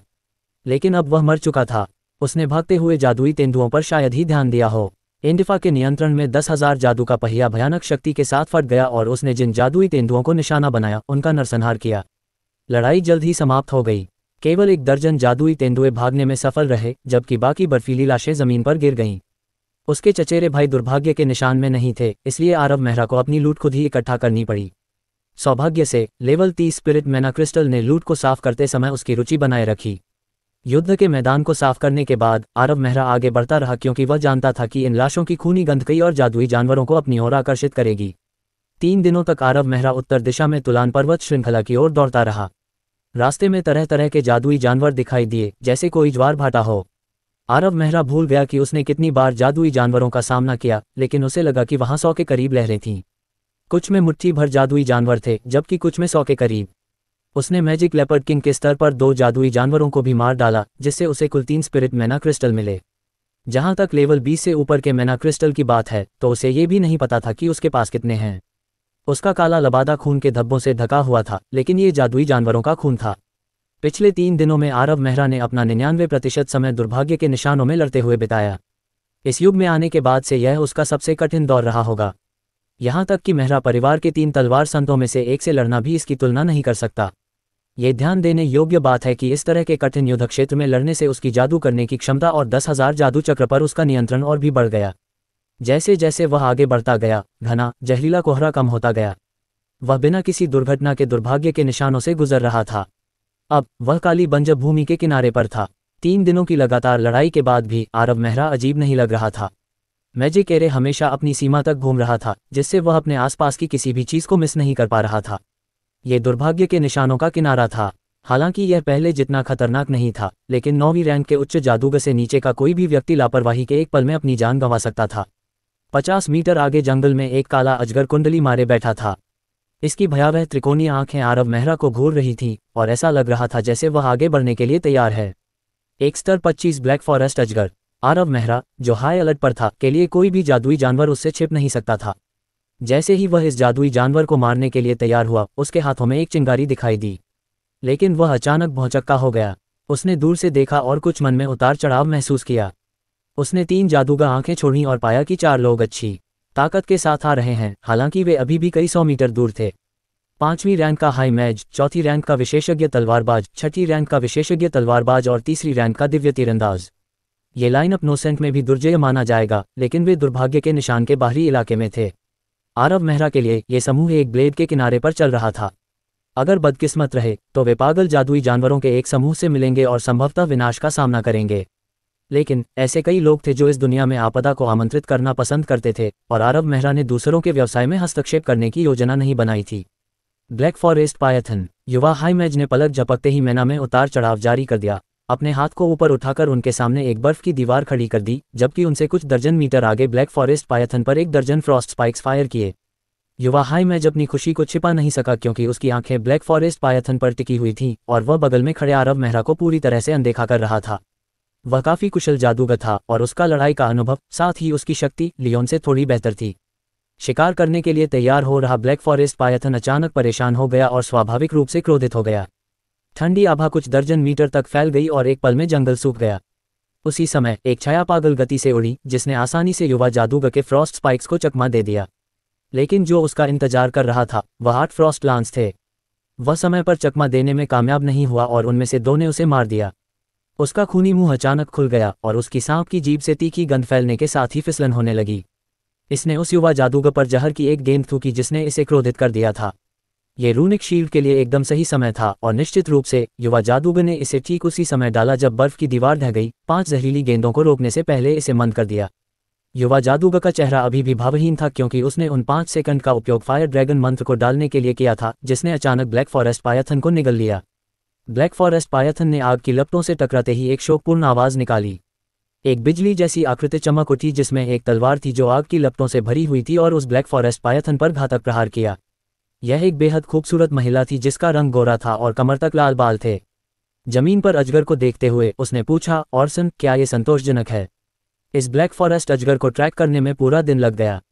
तुम्हारे जैसे महान कीमियागर के लिए यह पर्याप्त होना चाहिए।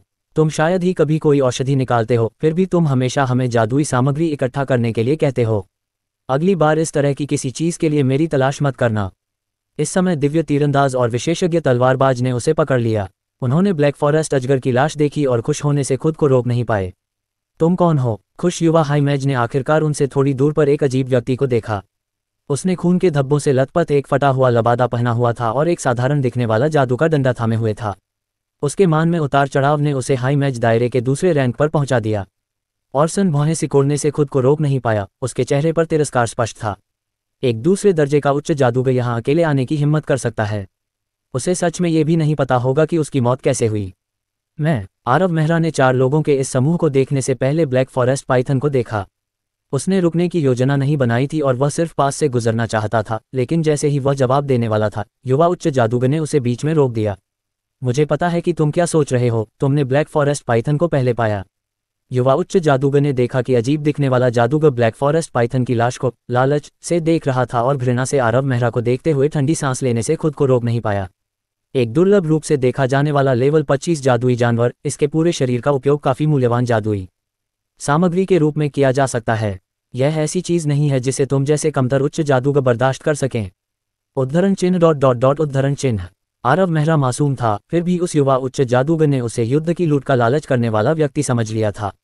ये हास्यास्पद है। अध्याय 370। मैं सही कह रहा हूँ, है न? मैं तुम्हें सलाह देता हूँ कि तुम बहुत लालची मत बनो। तुम मात्र सेकंड रैंक के उच्च जादूगर हो। तो क्या हुआ अगर तुमने ब्लैक फॉरेस्ट पाइथन को पहले खोज लिया? क्या तुम 25 लेवल के ब्लैक फॉरेस्ट पाइथन को मार भी सकते हो? अगर हम न होते तो शायद तुम उस ब्लैक फॉरेस्ट पाइथन द्वारा निगल लिए जाते। युवा उच्च जादूगर को आरव मेहरा को देखने का भी मन नहीं हुआ। वह ब्लैक फॉरेस्ट पाइथन की लाश के पास बैठा हुआ था, अपनी खुशी में डूबा हुआ था। वह 29 साल की उम्र में 5th रैंक का उच्च जादूगर था, जबकि वह ग्रेट अल्केमिस्ट दायरे के शिखर पर भी खड़ा था, मास्टर अल्केमिस्ट दायरे से बस एक कदम दूर। जब वह शिविर में था तो उसने एक ब्लैक फॉरेस्ट पाइथन की आभा देखी और बहुत खुश हुआ। ब्लैक फॉरेस्ट पाइथन की खाल उसके लिए ज़रूरी जादुई सामग्रियों में से एक थी। ये बहुत दुर्लभ थी और अगर उसके पास पैसे होते तो भी शायद ये बिक्री के लिए उपलब्ध न होती। उसने कुछ दोस्तों को बुलाया और ब्लैक फॉरेस्ट पाइथन की आभा का पता लगाया। ब्लैक फॉरेस्ट पाइथन के निशान खोजने में उन्हें पूरा दिन लग गया। लेकिन अजीब दिखने वाला जादूगर लालची था। उसे लगता है कि वह उसे मार पाएगा। वाकई हास्यास्पद। दूसरे दर्जे के उच्च जादूगर के रूप में अपनी दयनीय ताकत पर भरोसा करके भी अगर हम 20 सेकंड बाद आते तो वह मर जाता। वह आभारी होना नहीं जानता, फिर भी वह लालची होना जानता है। लालची लोगों का अंत आमतौर पर बुरा होता है। सच बताऊं तो ये दुर्लभ जादुई सामग्री कभी भी आपके हाथों में अपना असली मूल्य नहीं दिखा पाएगी। केवल हमारे जैसे महान कीमियागरों के हाथों में ही यह एक कीमती जादुई वस्तु में बदल सकती है। ये कहने के बाद युवा उच्च जादूगर ने इस चर्चा में रुचि खो दी और खड़ा हो गया। उसने आरव मेहरा की ओर देखा भी नहीं और अपने 3 साथियों की ओर मुड़ गया। ठीक है येलू, हैंक्स, गॉथियर, हम एक दिन पहले ही कैंप से निकल गए थे। हमें जल्दी से वापस लौट जाना चाहिए ताकि दूसरों को चिंता न हो। मुझे लगता है कि कोई गलतफहमी हुई होगी। लिन ने अपनी नाक खुजाई, उसे लगा कि यह स्थिति हास्यास्पद थी। क्या मैं लालची व्यक्ति की तरह दिखता हूँ? गलतफहमी। युवा उच्च जादूगर ने केवल उपहास किया। उसे लगा कि उसने पहले ही स्थिति स्पष्ट कर दी है। अगर वह लालची जादूगर हठपूर्वक अड़ा रहा तो उन्हें बलपूर्वक इसे सुलझाना होगा। उस अजीब जादूगर की हालत देखकर उसे पता चल गया कि उसने एक भयंकर युद्ध का अनुभव किया है और वह पूरी तरह स्वस्थ नहीं है। और फिर ब्लैक फॉरेस्ट पाइथन उसके बगल में दिखाई दिया, फिर भी उसने उसे नहीं देखा। इसके अलावा वह केवल द्वितीय श्रेणी का उच्च जादूगर था। ये ताकत पर्याप्त नहीं थी। ऑर्सन, तुम वास्तव में गलतफहमी में हो। लाल बालों वाली विशेषज्ञ तलवारबाज महिला आरव मेहरा के पास गई। उसकी जलती हुई तलवार पहले से ही म्यान में थी। उसने आरव मेहरा को युवा उच्च जादूगर की तरह घमंड से नहीं देखा और उसने उसे मुस्कुराते हुए अभिवादन किया। नमस्ते, हम स्वर्ग ज्ञानवर्धक भाड़े के सैनिक समूह के सदस्य हैं। मैं येलू हूँ। मेरे साथी के शब्द थोड़े कठोर थे। मुझे आशा है कि आप बुरा नहीं मानेंगे। राजीव मेहरा। आरव मेहरा ने येलू को सोच समझकर देखा।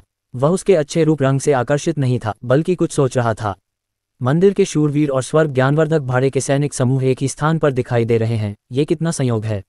ऑकलैंड के 3 सबसे मजबूत भाड़े के सैनिकों में से 2 यहाँ थे। इसने आरव मेहरा को इस मामले पर ध्यान देने के लिए मजबूर किया। मेहरा परिवार। येलू ने हैरानी से आरव मेहरा को देखा। आखिरकार मेहरा परिवार ऑकलैंड के 3 महान परिवारों में से एक था। आसपास के बहुत कम लोग उनके बारे में नहीं जानते थे। येलू और अन्य लोग भी साधारण लोग नहीं थे, क्योंकि वे ऑकलैंड के नंबर 1 भाड़े के समूह के सदस्य थे। ये बहुत अजीब होगा अगर वे मेहरा परिवार के बारे में नहीं जानते। हाँ, आरव मेहरा ने पुष्टि करने के लिए सिर हिलाया। मुझे लगता है कि वह सिर्फ एक शाखा का सदस्य है, अन्यथा वह ऐसा क्यों दिखता है? ऑर्सन नामक उस युवा जादूगर ने आरव मेहरा को तिरस्कार से देखने से पहले उपहास किया। उसने ओकलैंड में राजीव मेहरा के बारे में नहीं सुना था, इसलिए उसे निश्चित रूप से मुख्य शाखा का हिस्सा नहीं होना चाहिए और शायद उसके पास मेहरा परिवार के मनों में प्रवेश करने की योग्यता भी नहीं थी। ऑर्सन मेहरा परिवार के 3 प्रतिभाशाली लोगों को जानता था जो उसके साथ कंधे से कंधा मिलाकर खड़े हो सकते थे। उनके अलावा उसने युवा पीढ़ी में किसी और पर ध्यान नहीं दिया। और मेहरा परिवार के प्रत्यक्ष वंशज उसके जैसे नहीं होंगे जो ब्लैक फॉरेस्ट पायथन के कारण ऐसा लालच दिखा रहे हैं। आरव मेहरा के बारे में ऑर्सन की पहली राय ये थी कि वह ऐसा व्यक्ति है जिसने कभी दुनिया नहीं देखी है। अगर उसने देखी होती तो वह ब्लैक फॉरेस्ट पायथन से जादुई सामग्री की परवाह क्यों करता और ऐसे महत्वपूर्ण व्यक्तियों से दोस्ती करने का अवसर क्यों चूकता?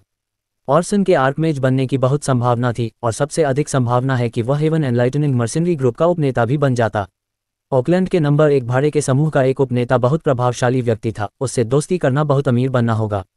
वह राजीव मेहरा इतना अज्ञानी है, अन्यथा वह मुझसे दोस्ती करने का अवसर क्यों चूकता? हाय मैज मेहरा, आपकी स्थिति थोड़ी खराब लगती है। येलू ने आरव मेहरा के लबादे को देखते हुए भौहें से कुढ़ी। वह महसूस कर सकती थी कि उस युवा हाई मैच की आभा बहुत अस्त व्यस्त थी।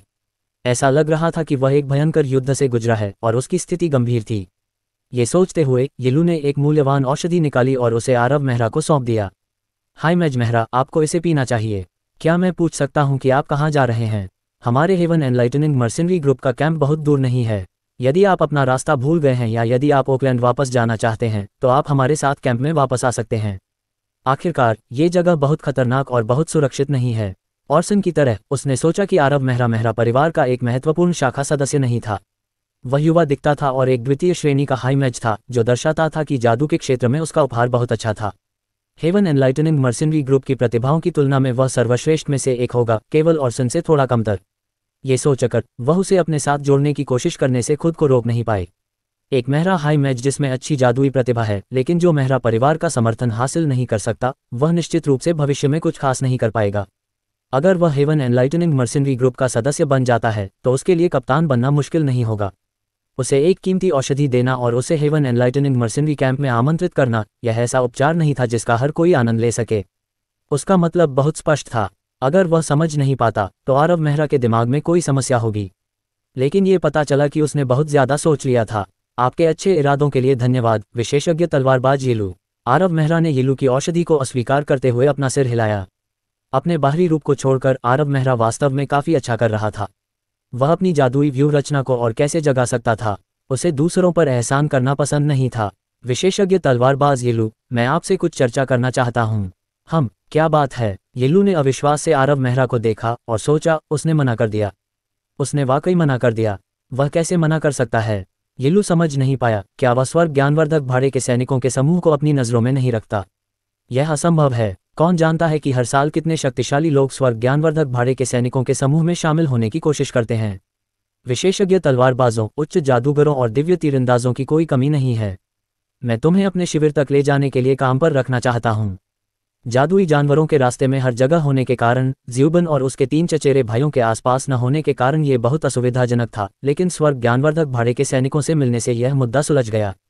वह दूसरों पर एहसान नहीं करना चाहता था, इसलिए उसने उन्हें काम पर रखा। यह एक व्यापारिक लेन देन था। येलू ने अभी कुछ कहा भी नहीं था कि ऑर्सन गुस्से में आरव मेहरा के सामने दौड़ा और आरव मेहरा के चेहरे पर अपनी उंगली से इशारा किया। क्या तुम हमारा कमीशन वहन कर सकते हो? लियू ने कहा था कि तुम हमारे साथ कैंप तक आ सकते हो। तुम अच्छे और बुरे में कैसे अंतर नहीं कर सकते? तुम खुद को क्या समझते हो? एक महापुरुष। तुम हमें काम पर रखना चाहते हो? मैंने नहीं कहा कि मैं तुम्हें काम पर रखना चाहता हूँ। ऑर्सन का चेहरा अचानक पीला पड़ गया क्योंकि वह अवाक रह गया था। उद्धरण चिन्ह ... उद्धरण चिन्ह। ऑर्सन को नुकसान खाते हुए देखकर येलू ने अपनी मुस्कान को रोक लिया। ठीक है, हाय मैज मेहरा, काम पर रखने की बात नहीं करते। हम तुम्हें वापस कैंप ले जाएंगे और अगर तुम हमारी फीस देने पर जोर देते हो तो तुम जो चाहो कर सकते हो। अभी के लिए कमीशन का मामला अलग रखा गया था। स्वर्ग ज्ञानवर्धक भाड़े के समूह में एक प्रतिभाशाली द्वितीय श्रेणी के हाई मैच को शामिल करने का मौका अत्यंत महत्वपूर्ण था। अगर वह उसके पीछे शिविर में जाता तो वह स्वर्ग ज्ञानवर्धक भाड़े के सैनिकों के समूह की शक्ति को देख पाता और शायद इसमें शामिल होने के लिए कहने की पहल भी कर सकता था। हालांकि जादुई जानवर लगातार हमला करते रहे, लेकिन भाड़े के सैनिकों की बदौलत उन्हें कोई परेशानी नहीं हुई। एकमात्र समस्या समूह में वह परेशान करने वाला जानवर था। कई जादुई जानवर रात के अंधेरे में सो गए। आखिरकार वे अपने गंतव्य पर पहुंच गए, एक चमकदार रोशनी वाली विशाल घाटी। जहां तक आरव मेहरा देख सकता था, अस्थायी तंबू फैले हुए थे। उसे आश्चर्य हुआ कि तंबू त्रिकोणीय संरचना में बने थे।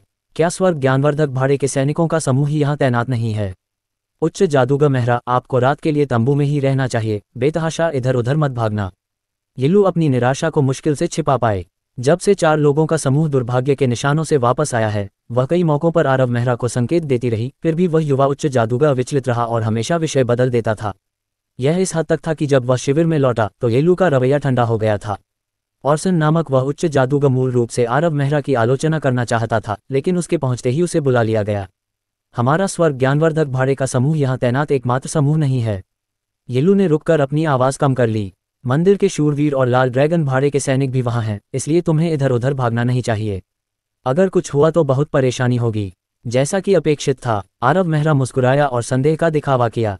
विशेषज्ञ तलवारबाज येलू, तुलान पर्वत श्रृंखला में क्या हो रहा है? ओकलैंड के शीर्ष 3 भाड़े के समूह सभी कैसे मौजूद हैं? सहयोग। ये कहने के बाद येलू ने आरव मेहरा को एक बार फिर अपने भाड़े के समूह में शामिल होने के लिए मनाने की योजना बनाई। उसकी नज़र में स्वर्ग ज्ञानवर्धक भाड़े का समूह उसके लिए सबसे अच्छा घर था। अगर उसे कुछ योगदान मिल जाए और कुछ महत्व मिल जाए तो आर्कमेज बनना कोई समस्या नहीं होगी। लेकिन इससे पहले कि वह कुछ कह पाती, आरव मेहरा ने थका हुआ दिखने के लिए हाथ बढ़ाया। उच्च मेज मेहरा, तुम्हें पहले आराम करना चाहिए, लेकिन मेरी बात याद रखना, रात में इधर उधर मत भागना।